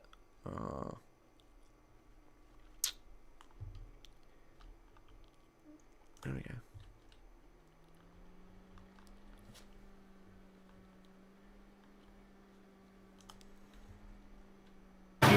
Yes. So here's Lonabox and Destiny sitting down in some Israeli settlers from America's house on their pro-Palestine trip. Centuries-old fight over land is a Manichaean struggle. המלחמה כאן, בינינו לבין האויבים שלנו, זה מלחמה. And also, by the way, this is rhetoric that is produced in the West. Like, this is rhetoric that you hear repeated on fucking Western media, you know? Like, they fucking feed into it with all this pink washing, with all of this bullshit. You can literally... Look, the truth is a lot of Zionists may not be willing to go as far as this. They may not practice the same religious beliefs, but they say similar things. כללית ועולמית בין טוב לבין רע. אנחנו הטוב. עם ישראל הוא עם טוב, הוא עם שרוצה לעשות שלום וטוב ועושה דברים טובים בעולם. אנחנו נלחמים נגד רוע. That's Prime Minister Netanyahu's line too. Today he appeared in court again as part of his corruption trial. Many Israelis believe he's continuing the war not for military reasons but to save his political... Yeah, so Yiddish was looked down on because when you want to create when you want to create a new colony out of nowhere, basically, the way in which you achieve that is through social cohesion, and language plays a very significant role in creating national social cohesion. Skin. And that's why they did it, so they could form basically the basis of a pre-state. Well, the basis of a pre-state, sorry. His supporters brook no dissent. I get a lot of hate on social media.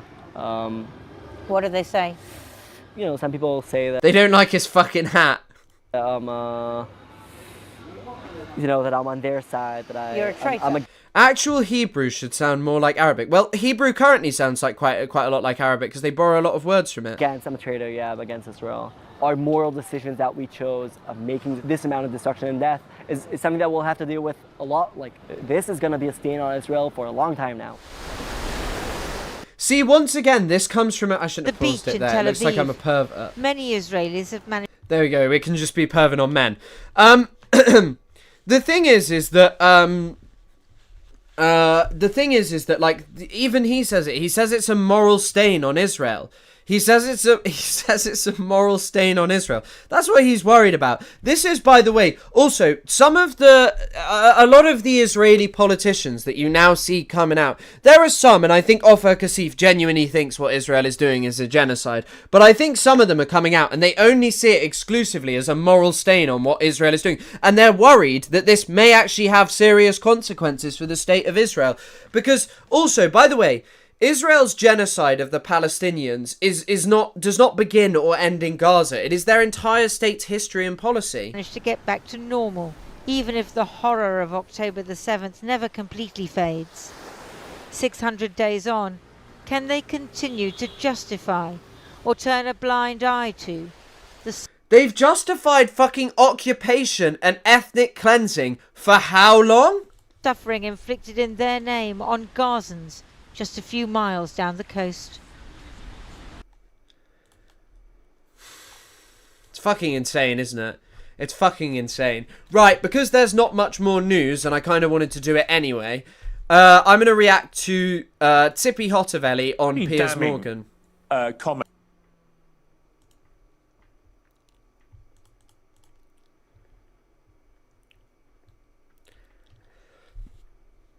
Look at all these people lounging on the beach. Exactly. People, and also, even in Gaza, they couldn't have done that before.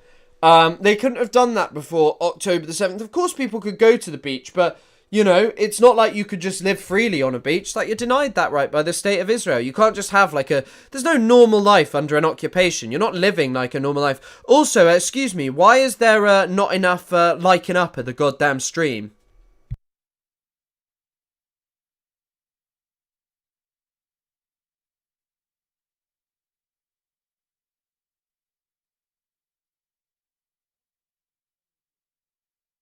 Oh, I'm muted.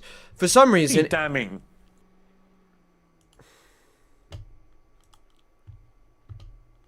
You can't find...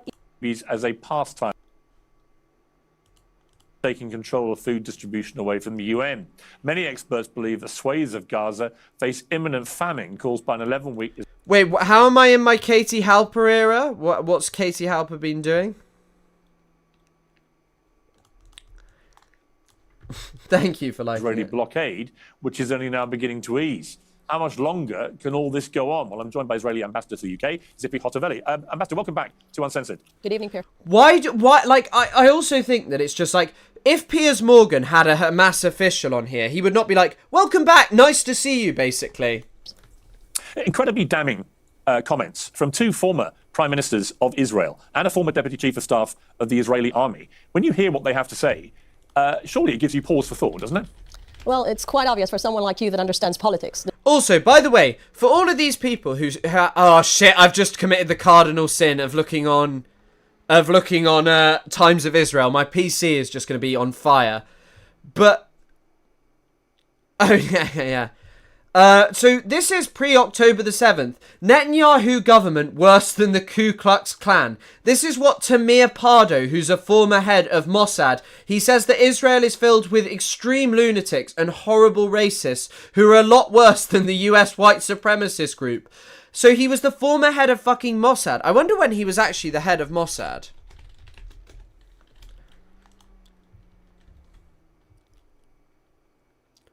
So he had a 5-year stint of the head of Mossad. I'll see what he says on.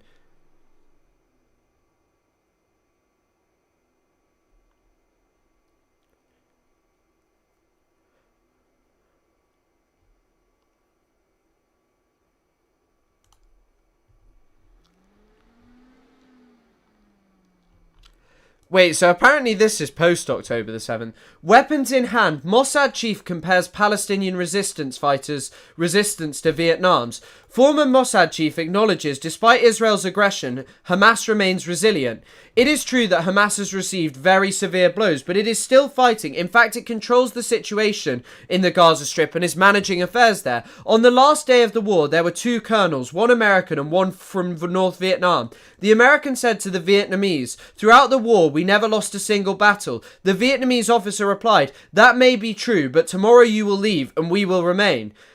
He pointed out the Israeli government insisted on not declaring how to end the war, which harmed the army, disrupted military procedures, and caused significant losses. I mean, Tamir Pardo, well, kind of like now, this is kind of where Israel ends up, you know, of like what it does declare is basically just doing genocide and expelling all the Palestinians, you know. Moustache. Progressive heads of Mossad. No, yeah, I mean, to me, he said, but the problem is like, you still headed Mossad, like, you know, 10 years ago, and Israel at that time was still like a racist settler colony with an occupation, an apartheid regime, and a history of expelling and marginalizing. Those people are coming from the opposition. Their job, in their opinion, is to fight whatever the government is doing. I think it's very anti-patriotic not to support Israel's war when we are fighting the most justified war in the world against a terror group that committed the worst atrocities at the 7th of October. Just today, we remember 600 days that we still have 58 hostages in captivity. And I'm afraid to say, nowadays in Israel, you can't find even one leader that will say he's willing to live with Hamas on its doorstep. So if those people have any criticism, they should offer a plan how Hamas will be removed from the Gaza Strip, from controlling the doorstep of Israel, not committing the 7th of October again. I didn't get to hear that, not from European leaders that are criticizing Israel, and not from those opposition former leaders. So I must say that in the end of the day, Israel has a serious threat on its security. He's mad. They're saying, yeah, also, by the way, a lot of this comes from a genuine worry for Israel, because these people still have to live in Israel, and you have to listen to like the genocidal mania and also the increasing international condemnation. A lot of people were fine with the occupation, or maybe they'd condemn it a bit, but they'd never act against it. So yeah. You will agree with that. No one wants to see people being massacred in their homes like we've seen at the 7th of October. And in order to do that, the aims of the war are still relevant. We want to bring back our hostages, and we want to make sure Hamas won't control the Gaza Strip. Every leader in the world, in the Western world, agrees on those two aims. Yeah, you and I have spoken regularly or on a number of occasions throughout this war. I've always said from the start, as you know, that Israel... That you're my best friend and I think you're well hot. That's what Piers says to her. Israel had an absolute right and indeed duty to its people to defend itself after those appalling attacks, and my position about that hasn't changed. But surely you could have found a means of defending yourself or your people by literally just negotiating an equitable solution with the Palestinians. Like, what did they achieve? Hamas aren't beaten. Hamas are still there, you know? But I also kept asking... Like, this is the thing that Ethan says, and Ethan does this all the time. He goes, what could have they done? What could have they done? They could have done so many things. They could have done so many things. They could have just changed. Like, you don't have to occupy other people's land, annex it, and consistently provoke a situation. You could give Palestinians a better life, but no. And I did play the Zionist versus Nazi game, and I was a bit upset and incensed because I only got 14. And previously, when I played it about a year ago, I'll show you. Look. I was telling you guys this. Here's me doing it a year ago. I got 17 out of 20 on January 14th, 2024. So I fell off, bro. I've achieved UNC status. Question, which was, what is a proportionate response? And I've got to tell you that in the last few weeks, I have found the Israeli government strategy in Gaza to be utterly disproportionate. And I'll explain to you. But, like, also, by the way, like, at what point did this become intolerable? Like, and Piers will go on to say it, and I will once again bring up the ICC arrest warrant about how this is a crime of inhumane acts. Like, look, you can just read it. They force people to have surgery without, what's it called? I think I got 15 or 14. Why? When you launch a blockade for nearly 3 months to a population which already has seen much of their possessions, their land, their buildings, their homes decimated by bombardment after bombardment, when you say that you're going to launch a blockade on aid and food to a population where 50% are under 18, you are pursuing, it seems to me, as Ehud Olmert said, a policy of starvation towards, obviously, because of the nature of the population in Gaza, of a lot of children. And that is a war crime. I mean, what else do you call it? I think when you look at the facts and you... Anesthetics is like anesthetics. Now you're all saying anesthetics, anesthesia, what? Why are you all saying anesthesia? Why are you all saying it? You should look at the facts. Letting in 25,000 trucks with tons of aid. This is not a policy of starvation. Now, let me tell you what was Israel's policy from the beginning of the war. From the beginning of the war, we created a very clear distinction between the terrorists. We're talking about 50,000 people that embedded themselves in population, as you know. Just now, you just mentioned Mohammed Sinwar. He was found under a hospital, under the European hospital. He was hiding there because he knows exactly how the world reacts when Israel attacks hospitals. But those hospitals being abused... Well, actually, by the way, they don't know if Mohammed Sinwar is dead, I don't think. Hold on.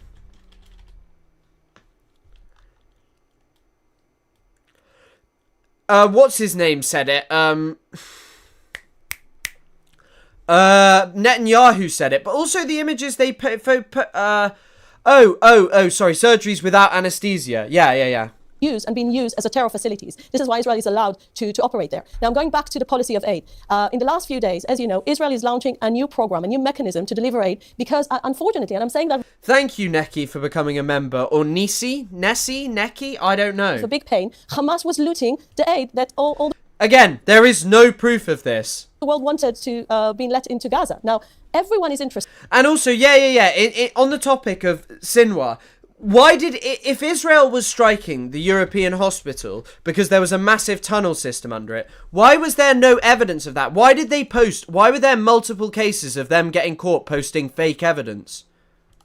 That the population won't be starving. We don't want to see pictures of children that don't have something to eat. We all share the same interest. But at the same time, if Hamas is looting the aid, then we are empowering the war machine. And according to the international law, no country in the world has obligation to feed the war machine of the enemy. And this is what happened in the last few months. This is why Israel had to change the mechanism. This is why American companies are involved. Knisi, thank you.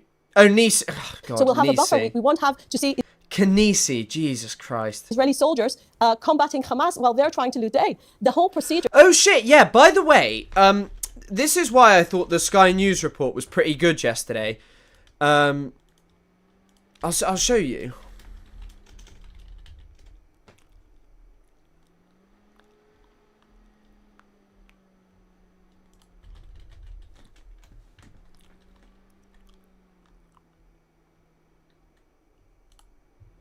From their home.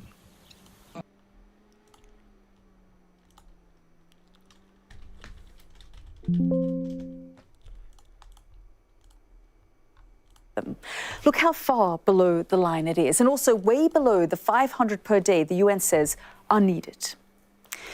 The United Nations Relief and Works Agency told us most of these trucks were looted soon after. Just who is to blame is disputed. The IDF says it's Hamas, while the UN blame armed gangs operating in areas which are supposed to be under Israeli control. The UN's Sam Rose described a looters' valley in the south between Kerem Shalom and Khan Yunis, where... There's literally, I think, by the way, I think I heard Lonabox actually saying this, that Palestinians are the ones looting the aid, that Hamas are the ones looting the aid. But look at this. This is what the UN says versus Israel. Israel are fucking patent liars. They say trucks would frequently be attacked. A photo posted last week showed a Palestinian man in military gear carrying an AK-47 with UN cars visible in the background. It's more than 3 kilometers inside an IDF-declared combat zone. The picture came from the Facebook page of this man, Yasser Abu Shabab, who multiple aid officials have named as a gang ringleader, though he denies his men were involved in the looting. The new US-backed aid system has said... That's like one of the good points on this. This thing was pretty good, I've got to say. But they just spoke about things like that I just don't often see. Is much more effective, and just in the last few... I don't think you can put the looting on one group. No. But there's gangs, and he's particularly one of the leaders of it. Can't stick around. Just wanted to say you're awesome for revealing the truth and about get some cliche fish and chips on me. Thank you very much. I will actually. I'll go and get some fish and chips after this, just for the sake of you. Few days we saw Hamas putting barriers for the population not to receive this aid. This is the again, why are there no images of Hamas doing this? And if Hamas actually did this, Israel would have released videos of them blowing Hamas up 100%. Hamas that uses his own people as human shields. So we are talking about a situation that's very difficult, very complicated. Once Israel is fighting the Hamas terrorists, we still want aid to get in. And the mechanism, I believe, that Israel is putting now forward is so much better than the one that in the end of the day is empowering Hamas. The problem is that whilst you're saying all this and trying to justify it, you've got people like Smodrich coming out and making it absolutely crystal clear.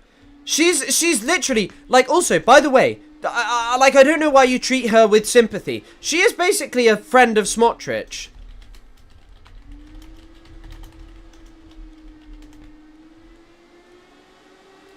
Oh my goodness, PC's going crazy.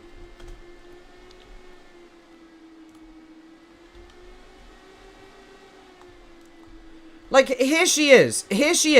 Israeli Deputy Foreign Minister denies Palestinians live under occupation. This is Judea and Samaria. She believes that there's no right for a Palestinian state.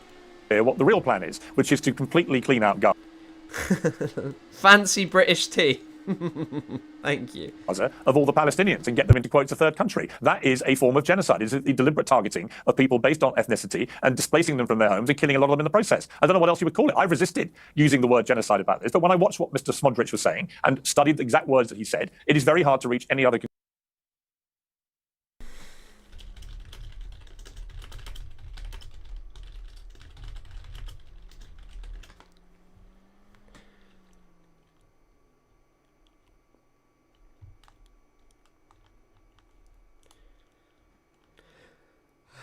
Here we go.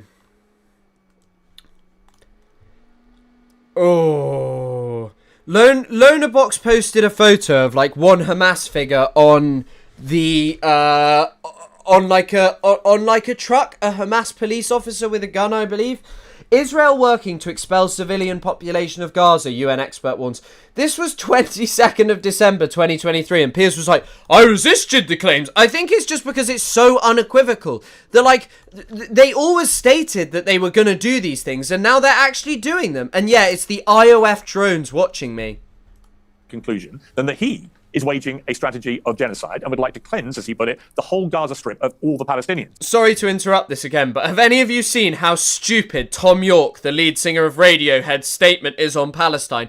I quite like Radiohead. I do have to say, I love like Karma Police and stuff. That whole album, OK Computer, I think is brilliant. They've got some, and Kid A is wonderful. But yeah.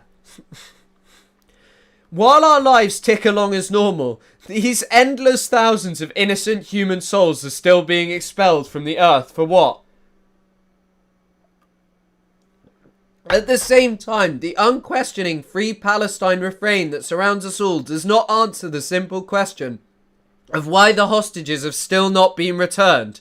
For what possible reason? Why did Hamas choose the truly horrific acts of October the 7th?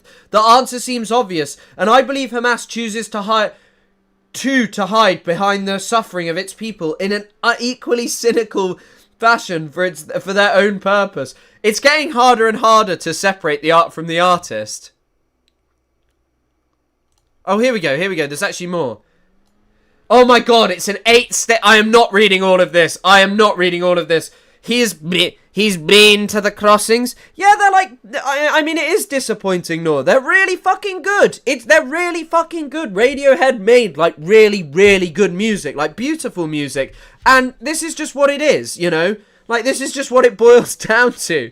I mean, A-Up Lovely is going to lock me up for liking Radiohead and, yeah. By the way, also, I don't worship people. Oh, 100%. I don't worship people. But, you know, I expect decency. And, like, a lot of people who I do like a lot have had decent takes on Palestine. Like, Steve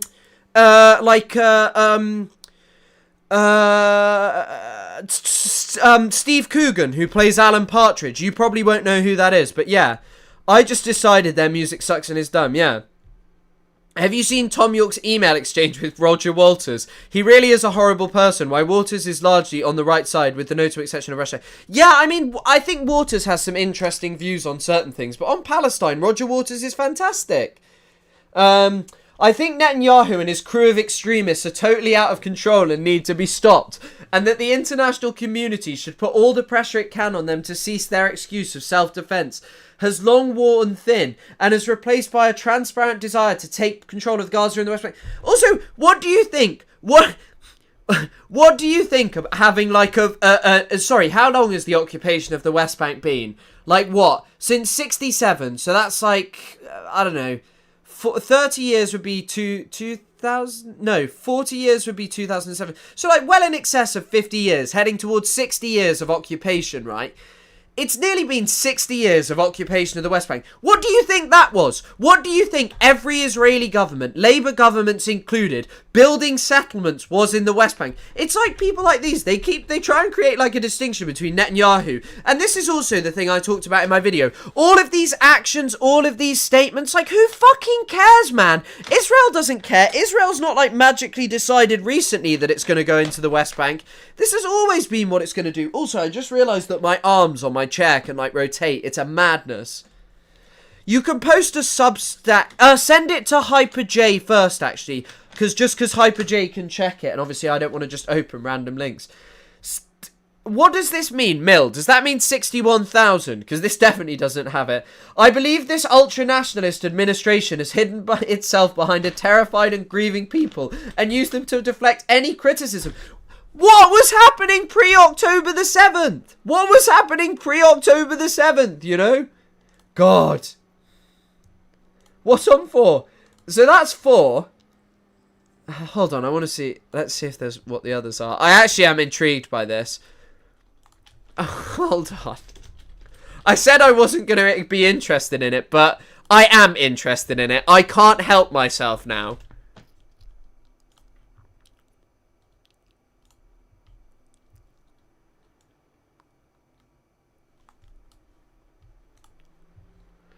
Israel sucks. I just want to make it clear. Thank you. Oh yeah, it's good. Oh god. Some guy shouting at me from the dark last year when I was picking up a guitar to sing the final song alone in front of 9,000 people in Melbourne didn't really seem like the best moment to discuss an unfolding humanitarian catastrophe in Gaza. There's no humanitarian catastrophe. Israel's doing genocide.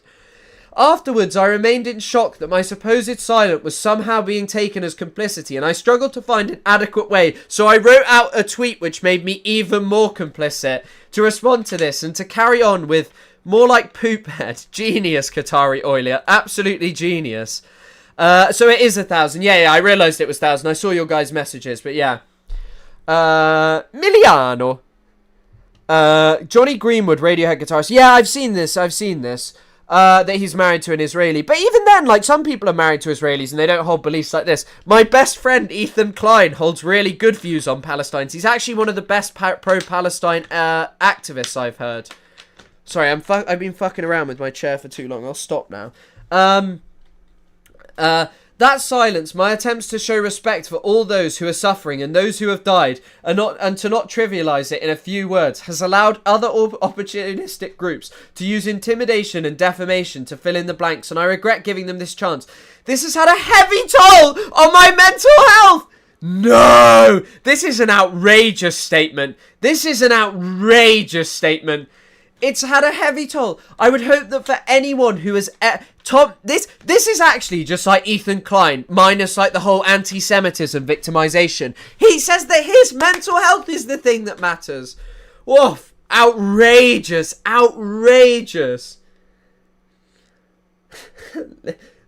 Lemon liked it. Sounds like an apology from someone who has new music and knows there are many choosing not to listen to your music. I like that comment.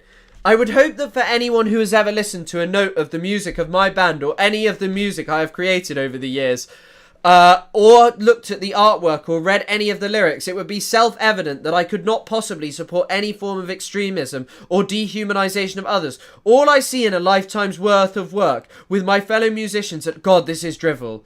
This part's really drivel.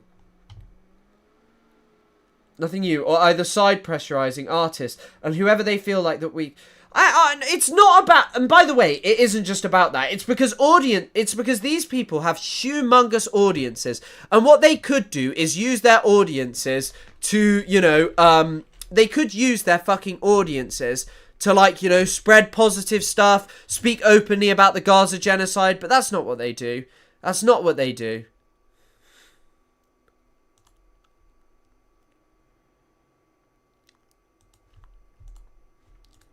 So you can try and dress up that blockade, which is what it was for 3 months, where we saw the starving children you say you're concerned about, but you've got Smotrich there actually laying bare the real plan, which is to get all the Palestinians out of Gaza. And that is a... I mean, I'm not reading the other ones. Those are just dog shit. ...form of genocide, isn't it? What else do you call it? Well, let's begin with the fact that if you listen to the British media, you get the assumption that Smotrich is the Israeli Prime Minister. Well, he's not. He's not the one who's forming the policy on aid.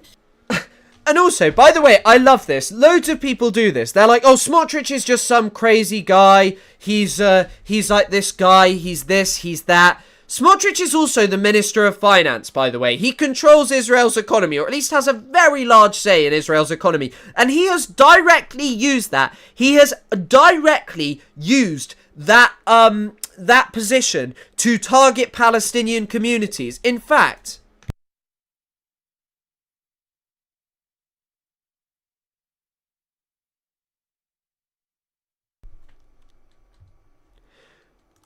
Also, this fucking AI overview. This is why I would never trust AI.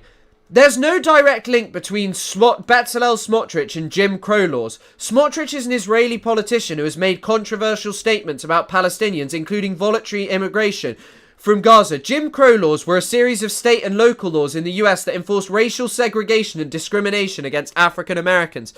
The Hill had like a really good thing, and it's written by some like fucking pro-Israel shill. You can read it here if you want. It's just him like expressing like a couple of... I'll just link it in chat. It's just him expressing like a couple of examples.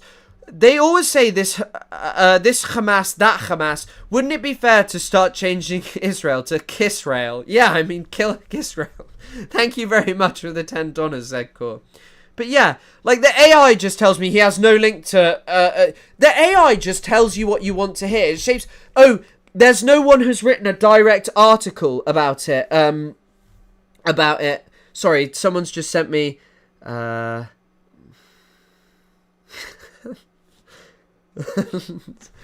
This woman always talks to us like we're idiots. Yeah. And also, it is idiotic. It is idiotic in the sense of fucking... What is so idiotic, by the way, about it is that, like, she says, oh, British media gives you this impression. British media, for the longest time, has given you the impression that, you know, Israel was like moral and normal, you know? That Israel was like moral, normal, it's continually... Literally, wait. So wait, it's insane. Like, even the most left-wing mainstream newspaper outlet... God.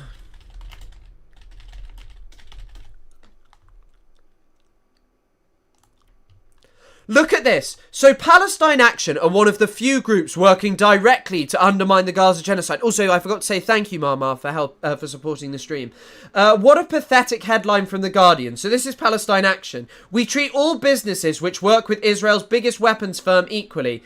Pro-Palestine group targets Jewish-owned businesses in London. So they smashed and claims company has links to Israeli arms firm. It does, you know. It does. Like, it does have links to this, and they changed it. The Guardian changed it. But that's the most left-wing newspaper in the UK. Manufacturing consent. It's like all of the commentary on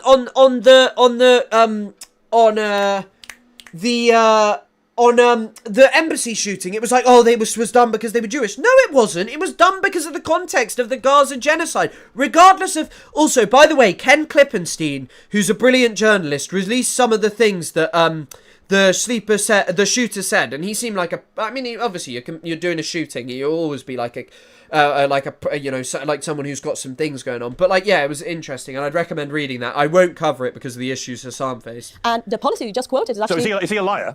No, all I'm saying is that his policy, his statements are not standing in one line with Israel's policy. This is as a matter of fact. Now, going back to what... But how do they not stand in Israel's policy?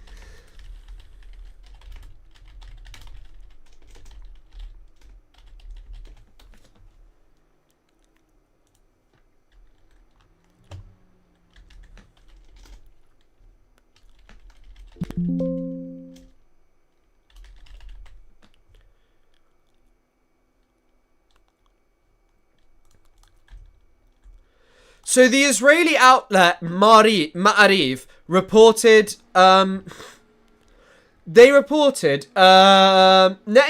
also referred, here it is. He said that the Israeli forces are destroying more and more homes and that the only inevitable outcome will be the wish of Gazans to emigrate outside of the Gaza Strip. This is from this article by Middle East Eye. It's not like some big secret, and you can say what you want. Oh, Smotrich is an outlier. No, he's fucking not. What you quoted basically President Trump's plan. And President Trump's plan is speaking about making Gaza a better place. Gaza will be a better place without having a terror hub, without having the underground tunnel city, without having people firing on Israeli cities. Just in the last 2 weeks, there were more rockets being fired from Gaza to Ashkelon, to some Israeli southern cities. We are not interested with any of that. And I just want to remind you, just in case... And without Israel, Palestinian children wouldn't be blown to pieces. So maybe we should just do away with Zionism. If you're so interested with finishing... Oh wait, that's an actual good take. So no. The war can finish today. If Hamas will surrender, if Hamas will make sure that no weapons in Gaza, if we'll see demilitarization of the Gaza Strip, and if our hostages are back home, the war will be ending today. I mean... Hello, Peppo. Just imagine that. All right, but let me ask you though, but you accept that Israel has the strongest military in the Middle East, right? I'm the proud owner of 2 cats, which are named after 2... I'm the proud owner of 2 cats, which are named after Do You Condemn and Hamas. Population that's been hit by a terror organization. We're a small country. We're a small country that its border being invaded. Fine. I just asked you a question as to whether you have the strongest military in the Middle East. You accept you do? We do. I also don't think Israel does have the strongest military in the Middle East. I think it requires full backing from America to exercise any of that. I think Iran's military is probably stronger just from sheer numbers. Like, I think genuinely Iran has more ground forces, and that without American backing, Israel would have been gone on October the 7th. But at the same time, we're a very vulnerable country when we're surrounded by radical Islamists. Yes. Also, by the way, this is the exact same thing. This is the exact same thing. Oh, they're surrounded by radical Islamists. I've been watching your stuff for a while. It's only fair. Keep up the good work. And the transition onto YouTube has been great. Yeah, I mean, this is just... But, like, I'll show... guys, I will literally just reinforce why there will be no more... That TikTok is just done with, pretty much. So, actually, my video's got some more views over the last hour. It only had 1,000 when I last looked at it. The left... But, like, it literally had 1,000 likes and such. If you enjoyed... You just look at this. It's impossible to keep consistency up on TikTok. So, the thing is that I needed to move over to here to make consistent content. But also, what are the Islamist countries? The Jordanian government, yes. So, they claim descendancy from the Prophet. The Jordanian government claims descendancy from the Prophet, but they're not really like an Islamist dictatorship. They're much more an authoritarian monarchy that is backed by the West. Egypt is ruled by an anti-Islamist dictator, Sisi, a mass killer. Lebanon has Hezbollah, yes. In neither Egypt or Jordan do you have an example like that. I mean, to be honest, the most radical in terms of all of the Islamists in the area is fucking Jolani in Syria, but Jolani doesn't seem like he's actually going to be, anything hateful towards Israel. We are honoured to have you, Chris. Thank you, Terra Trove Tales. And Riverwand. Yeah. Riverwand, you have a YouTube channel, don't you? And shout out Riverwand. Riverwand, at some point you should come up here. You should come on my stream. Maybe we could organise that for next week if you fancied. I'm not here to defend radical Islamists. I'm not here to defend that. I'm not here to defend... But also, this is the problem with Piers. No fucking pushback. Everyone acts as if he's fucking changed. He just says the same thing. Like, everyone acts as if this moron has changed in terms of his fucking opinions on Palestine. And then he goes, I'm not here to defend radical Islamists. Rather than saying, hang on a second, is that actually true? Is that like something? Okay, Riverone, we'll talk about it on TikTok, so that would be good. But yeah, like, TikTok, Instagram. Message me on Instagram. But yeah, it's fucking ridiculous, you know? It's fucking ridiculous. And Hamas are, I think, a despicable terror organization. But you said there were 50,000 Hamas. Others have put the total figure at around 25,000, which begs the question, if after 18, 19 months now, you have been waging this ferocious war against 26,000 terrorists, and you still haven't defeated them, you still can't get your hostages...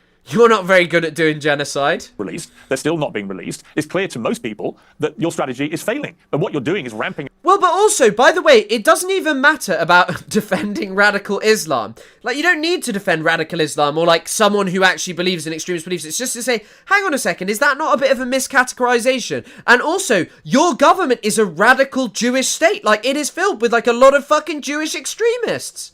Up the attacks, ramping up the devastation, ramping up the clearing out of Gaza. You've got members of the cabinet openly saying they want to get rid of all the Palestinians and get them into another... And you've had that for years! You've had that for years on end, Piers, when you were chill with them. ...country. So it seems to everybody else that what you're actually doing is not winning any war against Hamas. In fact, many people think, including intelligence that the Americans have received, for every Hamas terrorist you've killed, they've already been replaced multiple times with people with the same ideology. And that would explain why you can't get the hostages out. And in fact, the hostages, the more you bombard Gaza, the more you would say that their own lives become imperiled. And the overriding picture, which is what's getting Israel so much opprobrium around the world, is that your strategy isn't working. There's no clear plan for what happens at the end of all this. Hamas is still clearly... There's an incredibly clear plan, Piers. It's genocide and expelling the Palestinians. Alive and well and thriving. Yes, you've killed another one of their leaders today, but you killed his brother, who was the architect of October the 7th, months ago, and that didn't seem to make any difference to Hamas's ability to continue engaging in battle with you. And the argument remains, how many Palestinian civilian innocent lives, women and in particular children, are you prepared to kill as you continue going after Hamas when it doesn't appear that you're winning that battle, that strategy is... You know when we were watching Benny Morris the other day and you saw those moments where Benny Morris was like upset about what he was saying, that he, you know, not upset, but that Benny Morris clearly at least could see that it was wrong. She's just dead behind the eyes. She genuinely loves this. She loves this. It's failing. Pierce, how many Japanese children were killed under American attacks, and how Well, many don't play German Whataburger. children were killed under UK attacks in the Second World War? Listen, I mean, if you want to play a fair game, you need to understand. But also, by the way, this comparison doesn't make sense because Hamas, whatever you think of Hamas, exists within the context of the Palestinian struggle. When it came to the Nazis, there was no way to get rid of the Nazis as a militant force without destroying them. You could get Hamas to disarm by offering an equitable solution to the Palestinians that is in line with international law. You know, like, this is the core difference. They're like, well, you know, it's just like the Nazis. There's no congruency between those two situations. As I tried to explain in some of my videos, two things are not just this. I did it the most in the Douglas Murray one. Two things are not just the same because they have some similarities. Two things are the same if there's a way to actually, like, draw comparisons ideologically and through all of these things. This isn't what they're doing. They just go, yep, it's the same because I said so. How Western armies operated in the past. Israel. Why should Hamas disarm? I'm not saying that Hamas should... Well, in the context of a peaceful, equitable solution in which there was some kind of Palestinian national security force that wasn't benevolent to America, that protected Palestinians from violence and such, you wouldn't need an organisation like Hamas. In the same way that Hezbollah would not probably exist in the same way that... that wouldn't exist in the same way if Lebanon had, like, a strong and decent army. You can get rid of all of these organizations through equitable solutions. You know? New international laws since then. What was I saying? New international laws since when? Is not anywhere near to the American attacks on Tokyo that killed 100,000 civilians, and not anywhere near to what the UK was doing in the Second World War. Now, when I'm looking about a strategy... But Badhaz Baris debate is just an appeal to emotions, an appeal to Orientalism. That's all it really is. It's an appeal to emotions that there are bad, evil terrorists who are unlike us, that go around the world doing barbarous and evil things. They fight differently, and they have fun in this evil way that they fight. Like, you will often notice how one of the key Zionist talking points is that they say, oh, they fight differently and we fight the war whilst we're sad, and whereas they're in like a death cult and they love dying. It's like Israel, by killing them, is doing the world a service and taking away the evil enjoyment that they engage in. I get to hear... Oh, yeah. You're right as well, there are. And I think some of the things that the Allies did should probably be considered war crimes, especially fucking Germany. But there's a history of Western nations doing this kind of stuff. Was the bombardment of Korea justified? North Korea? Fuck no. All the people criticize Israel today, including yourself. That's a more analogous comparison, and even then it's not really that good a comparison. Actually, it's not a settler colony, but it's kind of establishing a colony. Barcelona's city council voted to cut institutional ties with the Israeli government. Shout out, Barcelona. I hope you can come back from being out of the Champions League. And then I'm asking you this question. Actually, wait, didn't the Barcelona president host the Israeli Israel? Israel finishes the war today. Host the Israeli Israel. Hamas stays on our doorstep. What kind of future do you promise my children? A future that 7th of October will happen again and again, just like Hamas leaders promised? This is what you expect the Israelis and the Israeli leadership to accept? Hamas should not be allowed to run a Welk stall at the end of all this. They should so how do you achieve that? How do you achieve that? Well,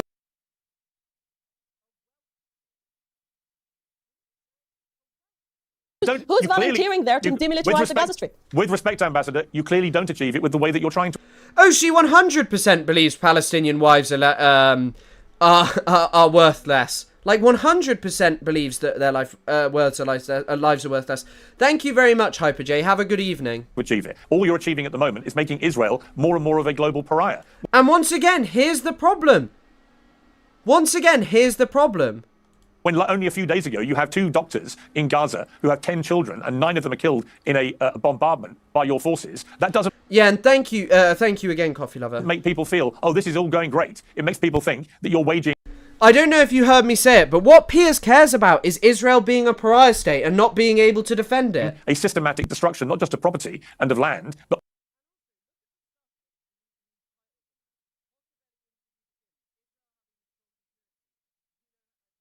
also of children.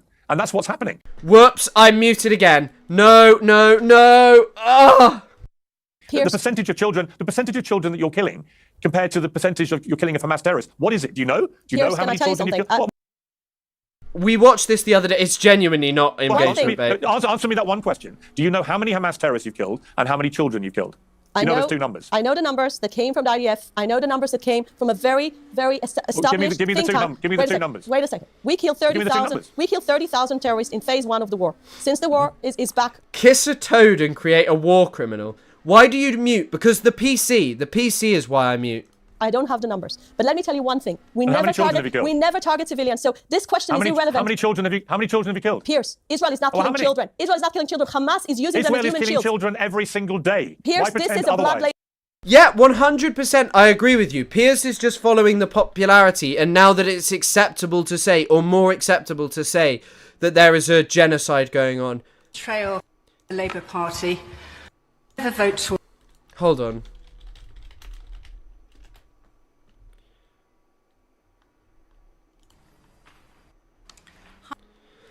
This is a much better expression of real rage towards Israel. Pink shirt. Yeah, can you also stop being mean about frogs in the chat, because it's not nice to compare frogs to her. Heidi, I feel such a sense of betrayal from the Labour Party. I would never vote Tory, I would never vote UKIP, and I used to vote Labour. Why are you still friends with Israel, an apartheid state? And why is the Labour Party still sending components of F-35 weapons to Israel that are killing, targeting babies, children, hospitals, schools? Enough of this rhetoric about being anti-Semitic if you support Palestinian babies and let's let Heidi answer. I just want to ask Tim something as well. Well, hang on, because I've only got about 30 seconds left, so I'm going to let Heidi answer. Forgive me. Please. If I have time, but I must let Heidi answer that. We're not sending F-35 components directly to Israel. You are still sending components of... I love how it's literally just like, oh, you know, we're not directly doing that. As much as every single person in this room, I want to reduced sustainable peace in Gaza. Also, by the way, I will say it's a fucking madness that I have never ever been on a fucking like TV show around Palestine, like a news thing. And I know that might sound like a pretty inflated ego position, but like I've made a lot of videos about Palestine that have done insanely well. I have educational background. People find me interesting. They could bring me on, but percent to Israel by 8%. I hear your passion. I must let her answer. I find it as sickening and as harrowing as every single person in this audience seeing those images on television of children wandering around rubble.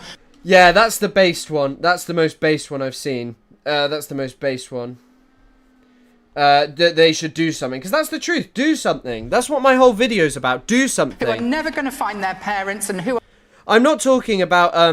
I would go on Piers Morgan, yeah. I would go on Piers Morgan. I'd go on Bad House Bar as well, but that's a different case. Being starved to death. That is why we have got to find a way. That's overwhelming eyebrow communication. Of bringing a sustainable solution to the region. I don't care about defamatory vitriol. I literally don't care. Lasting peace and getting significant humanitarian... But how can you have this is also the other question that one should pose. How can you have a lasting peace when the Israeli government doesn't agree to having the Western governments don't agree to... that Israel doesn't agree to a two-state solution. They openly vote against it. They continually settle Palestinian land and make a two-state solution impossible. So why are we friends with Israel? Aid in, because none of us... Making your voice warble a bit is never ever gonna change anything. Just want to wake up tomorrow and see those scenes on our television screens, and I think every single one of us on that panel would agree with that sentiment. Yeah, and I mean, like, that's really what anger and ire towards Israel looks like. It doesn't look like still agreeing with, Israel and being like, oh, I'm worried about you looking like a pariah state. You're putting on Israel. You know it's not true. No, it's not actually. And what you're trying to do is be very weaselly with your words. No, I'm not. The truth is, you are killing a lot of children. You would know argue that, you know why it's caused? hang on, let me Because finish. Hamas is using them as Let me human finish. shields, and you know Let me that. finish my question to you. You are killing a lot of children on a daily basis. That is indisputable. My interesting question for you is, how come you know exactly how many Hamas terrorists you've killed, but you have no idea how many children you've killed? Piers, I will give you the answer, because when you're accusing a country of killing children, it sounds to all the people that are listening to us as if Israel wakes up in the morning and says, I don't even think it should be a UN intervention, by the way. I think it should be a whole, well, I guess UN, but I think every country should form a global coalition against the state of Israel. "Ooh, let's kill Israel. Let's kill innocent people now." This is not what Israel is doing. Israel But you are killing a lot of children. And my question is... Yeah. I said this last time. I was 100% sure that she was going to say it was anti-Semitic to call him a weasel. How come you Piers, know how can many I ask you terrorists... something? Piers, I will give you the answer, because when you're accusing a country of killing children, it sounds to all the people that are listening to us as if Israel wakes up in the morning and says, "Ooh, let's kill Israel. Let's kill innocent people now." This is not what Israel is doing. Israel But you are killing a lot of children. And my question is, how come you know how many terrorists you've killed? Are you familiar with the international law? Are you familiar with that at all? Because the international humanitarian... Did I miss the blood libel bit? Even if I did, it doesn't matter. I know she says it, and we spoke about it the other day. Like, the blood libel thing is really, really insane. Direct deaths from the genocide are actually 90 to 95,000 rather than 50 some odd thousand. Yeah, I mean, there are so many people buried under the rubble. I think that they have killed so many people. It is unbelievable. It is genuinely unbelievable what Israel has done. Law says very clearly, as long as you're targeting civilian targets, you're allowed to attack hospitals if you know they're terrorists. No, but you're not answering my question. Could you send a link to it, Tony Soprano lover, please? Israel is not deliberately killing children. And this accusation is a fake thing that you keep on saying again and again when you know we're a democratic country, cares about human rights. I love how it's also just relying on... By the way, this is the same Israeli stop thing. This is the same Israeli stop thing of saying, like, you know, adding in, of going, well, we're a democratic country. Okay, who cares? The Nazis were ostensibly democratic at first. A simple and question. At the same time, Hamas is... Well, they came to power in a democracy. Deliberately using the children as human shields. And you know that. I don't deny anything you say about Hamas. They're everything you say they are, probably worse. Once again, him buying into her crap. Hamas. They are a despicable terrorist organisation. So help us win this. Oh, and also, Pipo, there are 100%, Israelis who wake up and say, I want to kill children. Like, genuinely, that is not an outrageous thing to say. It is not a lie. That Yunus Tarawi guy who I mentioned has examples of Israeli soldiers doing that. War, if you're so despising Hamas, you're offering to surrender. We kill our own credibility. Sorry, Macron just said something interesting as well. If we consider there is a free pass for Israel, even if we do condemn the terrorist attacks, we kill our own credibility in the rest of the world. It's also so pathetic because France allowed Netanyahu into their airspace. And this is why we do reject double standard, and this is why I think it's very important in our current environment to be consistent and to follow our principles, our rules, and to consider that what is at stake is clear. We do not want a double standard. We do not want a double standard. But here you go. 1 month ago, nearly 2 now, but basically 1 month ago still, France criticised for allowing Netanyahu's plane to use its airspace after indicted by the ICC. It is a global order, and what is at stake is our credibility to protect this global order. You ruined the global order when you ignored the ICC a month ago. You're not offering to win. I'm asking you. I'm asking you this question for a purpose. I'm curious why you say you know exactly how many Hamas terrorists have been killed, but you have no idea how many children have been killed. Why is it you know one number but not the other? I'll give you the answer. Because in the end of the day, we never target civilians. We only target the terrorists. Why don't you know the statistics? And also, just letting her lie like that. Look, you can ask this question. Are you saying no children have been killed in Gaza? I didn't say that. Are you saying that? I didn't say that. I said... Well, what are you saying? Here's what I'm saying is Hamas How needs many to be have been blamed. killed? Hamas needs to be blamed for any child that is being killed in... Thank you, Bender. Yeah, your name is Bender. I thought it was Bednar and I just read it wrong. But you do have a picture of Bender, so... Gaza. Now, if you want to go into this propaganda of Israel is doing this and that, I'm asking you why you know how many terrorists you've killed, but you don't know how many children you've killed in the process. I have an answer because that? we targeted those terrorists and we never targeted any civilians. It's just like why do you sit there and not? You know many thousands of civilians, but you know. But, like, why also allow her to say this and go, well, the civilians died? So many thousands of civilians have been killed. You understand? Oh, he does say killed. But still, like, it's like, why allow her to say that? There have obviously been civilians killed. Piers, do you understand that because Israel directly targeted them? Don't care about my children and other Israeli children by letting 7th of October happen again and again. I do. In fact, to my detriment, actually, in the Middle East for many, many months. They literally have a worse civilian target rate than in the Syrian civil war. I was defending Israel's right to defend itself. But now we're at a point where more and more civilians are getting killed in collateral damage as you wage a war and a strategy and a plan which makes no sense to even your own former prime ministers who think you're committing war crimes. So don't just couch all this as propaganda. Like people who just, well, okay, but again, I simply ask you one more time. Why is it you know how many Hamas terrorists you've killed, but you don't know how many children you've killed? They have no idea about that either. Why is that? As I said again, because in the end of the day, when you're accusing someone in killing, you accuse someone in doing something deliberately, while Israel is not doing it deliberately. Can I accuse the UK of killing German children during the war? You would have said it's absurd. Stop playing whataboutery. It's absurd. Explain why you know one number, but you don't know the other. Now, everybody knows how much I enjoy my tea, and I'm very happy to say that today... How do you enjoy your tea, Piers? The answer for that is very clear. Hamas is putting a lot of propaganda in. Yeah, they haven't mentioned Ethan Klein at all in this debate, so I don't know if I'm interested. Tippy, you're making it boring. Tippy, stop making it boring. And Hamas is trying to... She's making it unwatchable! How do you know how many of those... I will give you another example for that. I will give you another example. Oh, and by the way, if any of you are interested, it's on Al Jazeera's live feed.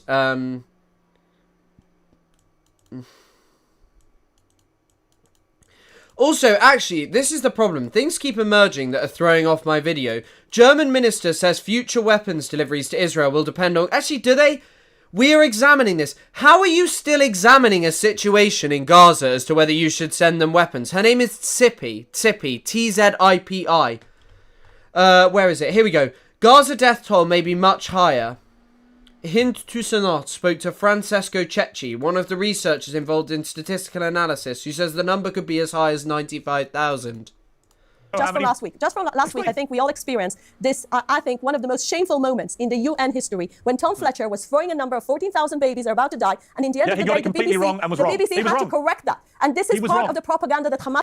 But who cares? Who cares? There are so many babies already dead and dying. Who genuinely cares about this? Is promoting, and I don't want Western media to follow up on Hamas propaganda. Well, I didn't. It's very simple. So you're talking to a member of the Western media, and I didn't do anything with that report. No, but the BBC did, and then they had to take it back. I'm not the BBC, and they were wrong. And he has now retracted it. He explained that actually he misread it. It was if the blockade went on for the whole year. We all know the reality. Yeah, that's just directly killed. It was a mistake. Yes, but for a day, it was the headline in all Western media accusing Israel in fake things. So we need to fight that. We need to fight the fake things that are happening. Also, by the way, it's outrageous for them to say this when all they do is fucking lie. I don't want to find any fake things. I want to get to some facts. You seem to have a very clear idea, Israel, of how many Hamas terrorists you've killed. You've said the number, but you have absolutely no idea how many children have died in the process. I simply ask you why. Why do the lives of the Hamas terrorists get recorded, listen to me. but you don't record the number of children you've killed? I'm willing here to give you the strategy about the war, because this was the question you were asking. Why don't you answer my question? I'm giving you only the answers that I have. Just tell me why you know one number and not the other. But the number makes a difference just if you're targeting civilians. If Israel is not targeting civilians, according to the international law... It doesn't make any difference to the number of children who've died. It does have... But, like, I just don't understand how this is her argument. It has a difference according to the international humanitarian law. How do you know about the number of terrorists killed, but you don't know how many children have been killed? Saying how again, do you know one, not the other? Explain to me. Treat me like a village idiot. Why is it you know one number, but you don't know the other? According to the international humanitarian law, it makes a lot of difference if you're targeting civilians, or if you're targeting the legitimate war aims. I'm not talking about who you're targeting. But also, by the way, their war aim is to expel Palestinians. I'm not saying you're deliberately targeting the children who've been killed. So that's the only thing that we are discussing here. No, it's not. Because you know how many terrorists you've killed, you say, but you have no idea how many children. Because those are the people we targeted. So how many children have died in the process? Why don't you know that number too? Piers, please ask this question to the people that can give you the answer. I don't have the answer. Who has the answer? Please don't ask me questions. Who has the answer? Who has the answer? I don't have the answer. And I will tell you something. The Israeli ambassador to my country. Who else should I ask? Well, you should ask one question. How do you make sure that the 7th of October won't be repeated? And this is a question you and everyone who criticizes Israel at the moment doesn't have the answer. By having a peaceful and equitable solution. And again, here's a question. We are not denying the fact that war is a bad thing, but we never wanted this war. Why don't you let international journalists into Gaza so they can report fairly and freely without being led around by the IDF. But also, why not just talk about that then and say, hang on a second, well, October the 7th exists within a context of not offering any meaningful solution to Palestinian suffering. Let the journalists in because you banned them, and the only reason you continue to ban international journalists from going in there is not because of our safety, as you also quaintly put it. It's because you don't want the Western journalists to get in there and see what's really happening. Only you know why. Only the Israeli government knows why you want to continue banning journalists from international... Yeah, you're completely right. Don't ask me questions. I'm on this interview now. You're right. It's ridiculous. Media organisations coming in at their own risk assessment and actually working out whether anything you're saying is true or not. And it may be if you let the international journalists in, well, let me just finish. It may be if you let them in, then they wouldn't just count the number of terrorists who are being killed. They'd be also able to record how many children are being killed, because it strikes me as... There are people doing this, but no one could actually do that, even if you had international journalists in there. Utterly extraordinary that you, as the ambassador to my country, are able to say with complete clarity and certainty 30,000 Hamas have been killed, but you seem to have absolutely no idea how many children have died in the process.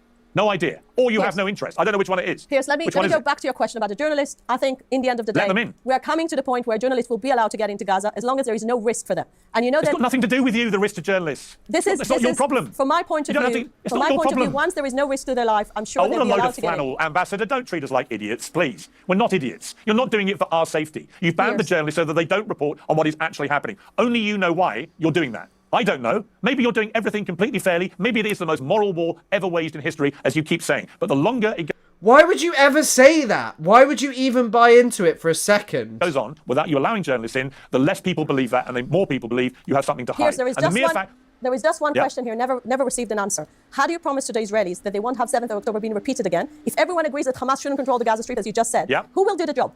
Who will volunteer to demilitarize the Gaza Strip according to your philosophy? Why don't you work... Here's my suggestion. Why don't you work harder on the diplomatic side to resolve this conflict, this war? And why don't you bring in all the people that can help resolve that, rather than continuing to blow everything up that you can see with your forces? Why don't you try... That's a good comment. ...and resolve things diplomatically, which in the end is how you've got the other hostages out to date. So it seems to me the bombardment strategy just doesn't work. And all you're doing...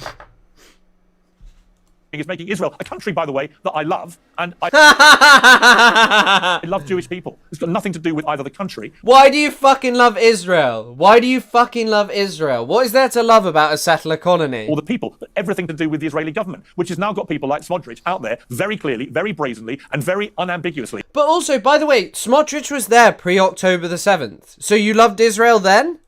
Dictating a term of genocide on the Palestinian people where he wants them all out of Gaza. Now, do you think that's a good idea? Do you think that's the solution? I'm not speaking for Bezalel Smotrich. I'm not his spokesperson. This is why I say don't give him any fucking credit. He loves Israel. I'm the Israeli ambassador. What do you think? And I think whatever the government thinks, because I'm ambassador, I'm representing a government here. How are we supposed to know what the government thinks when he's out there saying that? I represented the last 4 governments that Israel had, and let me tell you something. There is not even one leader in Israel today that is running for office, whether he's in the opposition or in government, that believes that Hamas should stay in power. And we released 197 hostages just because we had a combination of a diplomatic pressure together with a military pressure. Nothing would have happened from a goodwill. This is a terror organization. They don't do things from goodwill. There is no goodwill in Hamas. And because you know it, again, I'm disappointed that some people lose patience. Can you lose patience in the middle of the Second World War and just let the Nazi regime to win? I don't think it would have been a good idea. I've lost patience when you start starving kids. I lose patience when you as an ambassador... So sorry, Piers, you lost patience when they started starving kids. That happened instantaneously. It's a lie. This is a complete lie. You know we get aid into Gaza. How do we starve people if we let aid in? When you launch a 3-month blockade of an already impoverished, hungry people who are bunkering down from nightly bombing raids, when you do that, you will starve people. You will starve. It was never the intention. The intention was not to let Hamas get over and take over the aid. And there was no other solutions. No one was offering a better mechanism. But it was the consequence of your actions. Do you accept that? As I said again, Israel never was planning to starve anyone, and our actions are speaking more than our words, because in the end of the day, tons of aid. Their actions do speak more than their words, because they're killing everyone they can get their hands on. Got into Gaza for months and months and months. And now I think it's time for all of us. I literally saw footage yesterday, or today it was, of literally thousands of Palestinians desperately fighting. One lost their life as they're fighting for scraps of food. Do you think that's the behaviour of well-fed people who are not actually starving hungry? Do you think? On balance, I think what I've seen in the last... who have been starved now for 3 months. What I've seen in the last few months, I've seen, first of all, in the last 2 days, I've seen mechanisms that works. I've seen happy families that received aid, and they know that now the mechanism is so much better. And God, she's such a perverse person. Like, and no one says this. Like, literally no one says this. This is the problem as well. It's not a problem, but I mean, it is a problem in a sense. Zionism is just a complete and utter fantasy that is completely disconnected from any reality. and it gives family by family a box of aid being protected by American companies. Piers was too scared to meet her in person because of their shared love of Israel. Maybe they would have got on too well. I think it's so much better than what used to be. All right. And it would have been nice if the UN organizations would have joined the distribution rather than boycotting this system and just letting the criticism on Israel to continue without them playing along with the new mechanism. It could have been really helpful. Just to remind you, the most savage criticism of Israel is coming from your own former prime ministers. Not one. No, it's not. But two. And former leaders of the IDF. It's not coming from necessarily people like me, even though I am getting increasingly critical because I find the answers I'm getting just increasingly ridiculous. Out of fairness...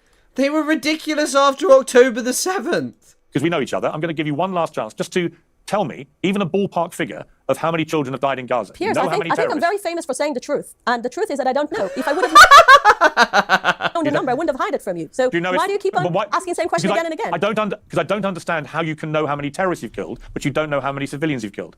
As Why I do you know one but as not the I said other? again, I think that it's totally irrelevant to the main question the humanitarian Irrelevant how international many law is civilians have asking. died? The international humanitarian law is never Irrelevant. about civilians Are you getting killed. happy? It's only Are you about happy? who are you targeting. And if Zippy, you're doing a Zippy, legitimate warfare. Are you happy that people are going to watch you as an ambassador to your country say that it's irrelevant how many children have been killed? It's not in what I this war? said, Piers, and you're totally distorting my words. I said, according to the international law, if you want to check if war is fair or not, the only thing you check is the targets that a country that is fighting. It's just not true either, is it? Whether they're targeting. She's not targeting. Like literally, if that was the case, it would international law would just be based entirely off what people said. Be clear. The militants are not targeting civilians. This is what I said. And please don't twist my words. Can you confirm this then? Given you have no idea how many children have been killed, can you tell me, are the IDF Piers, I'm very famous for telling the truth. I think he's more famous for fucking phone hacking. under specific instructions from the government or from their commanders to only count the number of Hamas terrorists they kill and to completely ignore how many children they're killing? Never. Well, no, it's because they consider everyone a terrorist, Mr. Piers Morgan. This is not the case. So do they count civilian deaths? But the IDF has one mission: to work according to the international law when it's fighting a moral war. And even your own historian, Professor Andrew Roberts, said when he sees those circumstances of Gaza, this is the lowest ratio of terrorists versus civilians. So this is your own historian, well-respected military historian, that is saying that about our war. Sorry, with respect, how do you know, given you have no idea how many children you've killed? As I said, Professor Andrew Roberts did. How do you know it's the lowest ratio? You don't know how many children you've killed. But in the end of the day, it's not about. Like, he's a historian. I don't even know who Andrew Roberts is. I don't even know who Andrew Roberts is. Like, what? Just about children. When you're comparing, listen, Piers, here you're really creating like the totally wrong picture. People, in the end of the day, we know who are civilians. Civilians include also mature people that are. How do you know the ratio of civilian to? What does civilians include? Mature people? Hamas deaths, if you have no idea how many civilians have been killed. You asked me about children. I don't have the answer specific about children, but I do have the answer about civilians versus combat. But you're aware that it is reported that over 20,000 children have now been killed. You're aware of that, right? This has not been backed up with facts, and I cannot approve this number. There is a huge list of this. There is a huge list that is near enough 20,000. Right, but you know how many terrorists you've killed? Yes, this is the last data we received from the IDF. Okay, so you're only getting the data about the terrorists, not the civilians. I think a proper army should know that he's doing a fair war by working according to the international humanitarian law. Why does she even think these 30? Yeah, exactly. There's much more evidence of the number of civilians killed than there is the number of terrorists, as she would call them. Right. And this is what the IDF is doing. And if you would have known how much the legal advisor are working hard whenever we're going to any military... The legal advisors are fucking settlers from the West Bank who support what Israel is doing. Operation. I just want to tell you, a few years ago, Israel had the opportunity to make sure all Hamas leadership will be eliminated by one action, but we didn't do anything to do that. It probably would have prevented October 7th because we knew too many civilians would have been involved. So Israel is very cautious when it acts. Israel doesn't target civilians. And in the end of the day, you need to understand that this is our children's life here, our security and our defense. No Israeli wants to face another terror attack like the 7th of October. Your children's lives are clearly very important to you. I'm just curious why Palestinian children's lives aren't. It's not what I'm saying, but unfortunately, Hamas doesn't care about the children. I love how her argument is Hamas doesn't care. We target only the right people. It's just ridiculous. Hamas is the one who's using them as human shield. And if you would have looked at the reality in Gaza... Can you prove that? You would have said, this is a monstrous leadership that The wants to reality in kill Gaza children is you've deliberately, completely destroyed. so Israel The will be reality in blamed. Gaza is you've destroyed the place. You've killed tens of thousands of civilians in the process of killing. We don't know how many terrorists. You say 30,000. I cannot understand how you know that number, but I have no idea how many children have died as well. But you say that. That's fine. If you're happy with that position, that's fine. But the truth is, you are destroying Gaza, and you have senior members of Netanyahu's government in his cabinet at senior level on the record now saying the policy is to clear them all out, clear all the Palestinians out, and get them out of Gaza. And as the Israeli ambassador, I'm saying this is not the government's policy.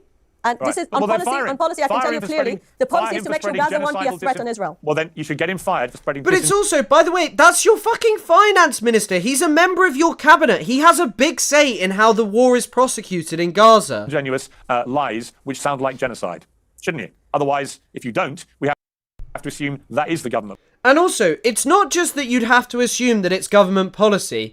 When you say that, don't worry, thank you for being here. Thank you for everyone who's been here. I'll go after this. I'll go very shortly because I'm knackered. When does this interview begin? I'm saying again, the government's policy is being... But yeah, by the way, you have to punish genocidal incitement as a signatory to the UN Convention on Genocide Prevention. Being carried by the Prime Minister, by the Foreign Minister, by the Defence Minister. Those are the three people that are actually carrying the policy as a matter of a fact. And I think you just enjoy quoting those things, but you know that Israel is delivering... Well, the finance minister, Piers, said straight after October the 7th that Gaza was going to be starved, you know? Any of this, Ambassador, I don't enjoy any of this. I think this war should end now. I think your strategy Without having is failing, security to Israel. and it should end now. Without security to Israel. Without the hostages coming back. You need a better strategy. You need a plan that can work. You need a plan for after the war. They have a plan, Piers. Stop giving her so much space. Growing belief is that your Prime Minister Netanyahu, he has no incentive to stop this war. The moment he does, 70% of Israelis hold him accountable for what happened in the first place on October the 7th. So he'll be out of his job. Then he's facing corruption charges. So he'll be in a courtroom where he may go to prison. Where's the incentive for that leader to bring this war to an end? There isn't one, which is why we've got where we've got to. That is the cold, hard reality of where we are. And that's why your own Prime Minister, that's why your own former Prime Ministers are... Why didn't he ask her whether she agrees with the Palestinians being removed? Like, he knows what the policy is because the Israeli government states it. Why not say it? Turning on this strategy and this government and its policies. And you know it, and I know it. It's not, don't worry about what I say. Like, people said that this was a really hard-hitting interview, which is part of the reason I wanted to watch all of it. But why not ask that? That's a serious, hard-hitting question for an ambassador. Say, do you support Netanyahu saying talks of transfer? I'm just an angry journalist. Because that is openly Israeli policy, so answer it. You've got ex-prime ministers of Israel who say you're committing war crimes. And if you want to prove you're not, let the journalists... Exactly, Amitav. If people say that this guy is like good faith, that, you know, he's really like a biting journalist, why not ask that question? And we can work it out for ourselves. Piers, let me just make a final comment because you were saying a lot. So I want to say one thing. Israel doesn't like fighting. This is our sons, brothers and husbands that are fighting. Once again, this is the point they always do. They always do this. They always go, we don't like fighting. Whilst there are clearly people gaining massive gratification from killing Palestinians and harming Palestinians. It's war. And it's not even just Israeli soldiers. There are huge Israeli Telegram groups that revel in the killing of Palestinians. No one has an interest to lose his business and to fight for 600 days unless it's really existential threat. And Gaza has become existential threat because of what happened, because of being backed up by Iran. And we're not going to let it repeat, even if we lose your sympathy. And we need to win this war. And Israel will do everything to make sure Hamas won't control the Gaza Strip. And I don't get to hear from anyone, including the leaders of Europe, a better plan of how to dismantle Hamas besides fighting. And this is where I'm concluding my conclusion. The war can end up today if Hamas will surrender and if we'll bring our hostages back. Okay, Ambassador Hotovelli? Yeah, I really don't think that this was like a fucking great biting interview. Anyway, guys, I'm going to call the stream there because I am tired and I've streamed multiple times this week. I'll be back on Monday, definitely. Perhaps there'll be a stream depending on my new videos out. Over the weekend, there'll be 100% be a video about kind of Europe turning its back on Israel and what I think about all that. It won't be too mega long, but thank you all for coming. Thank you for all the massive support. Thank you for everyone donated who became members and stuff. It's all greatly appreciated. And again, thank you. I'll see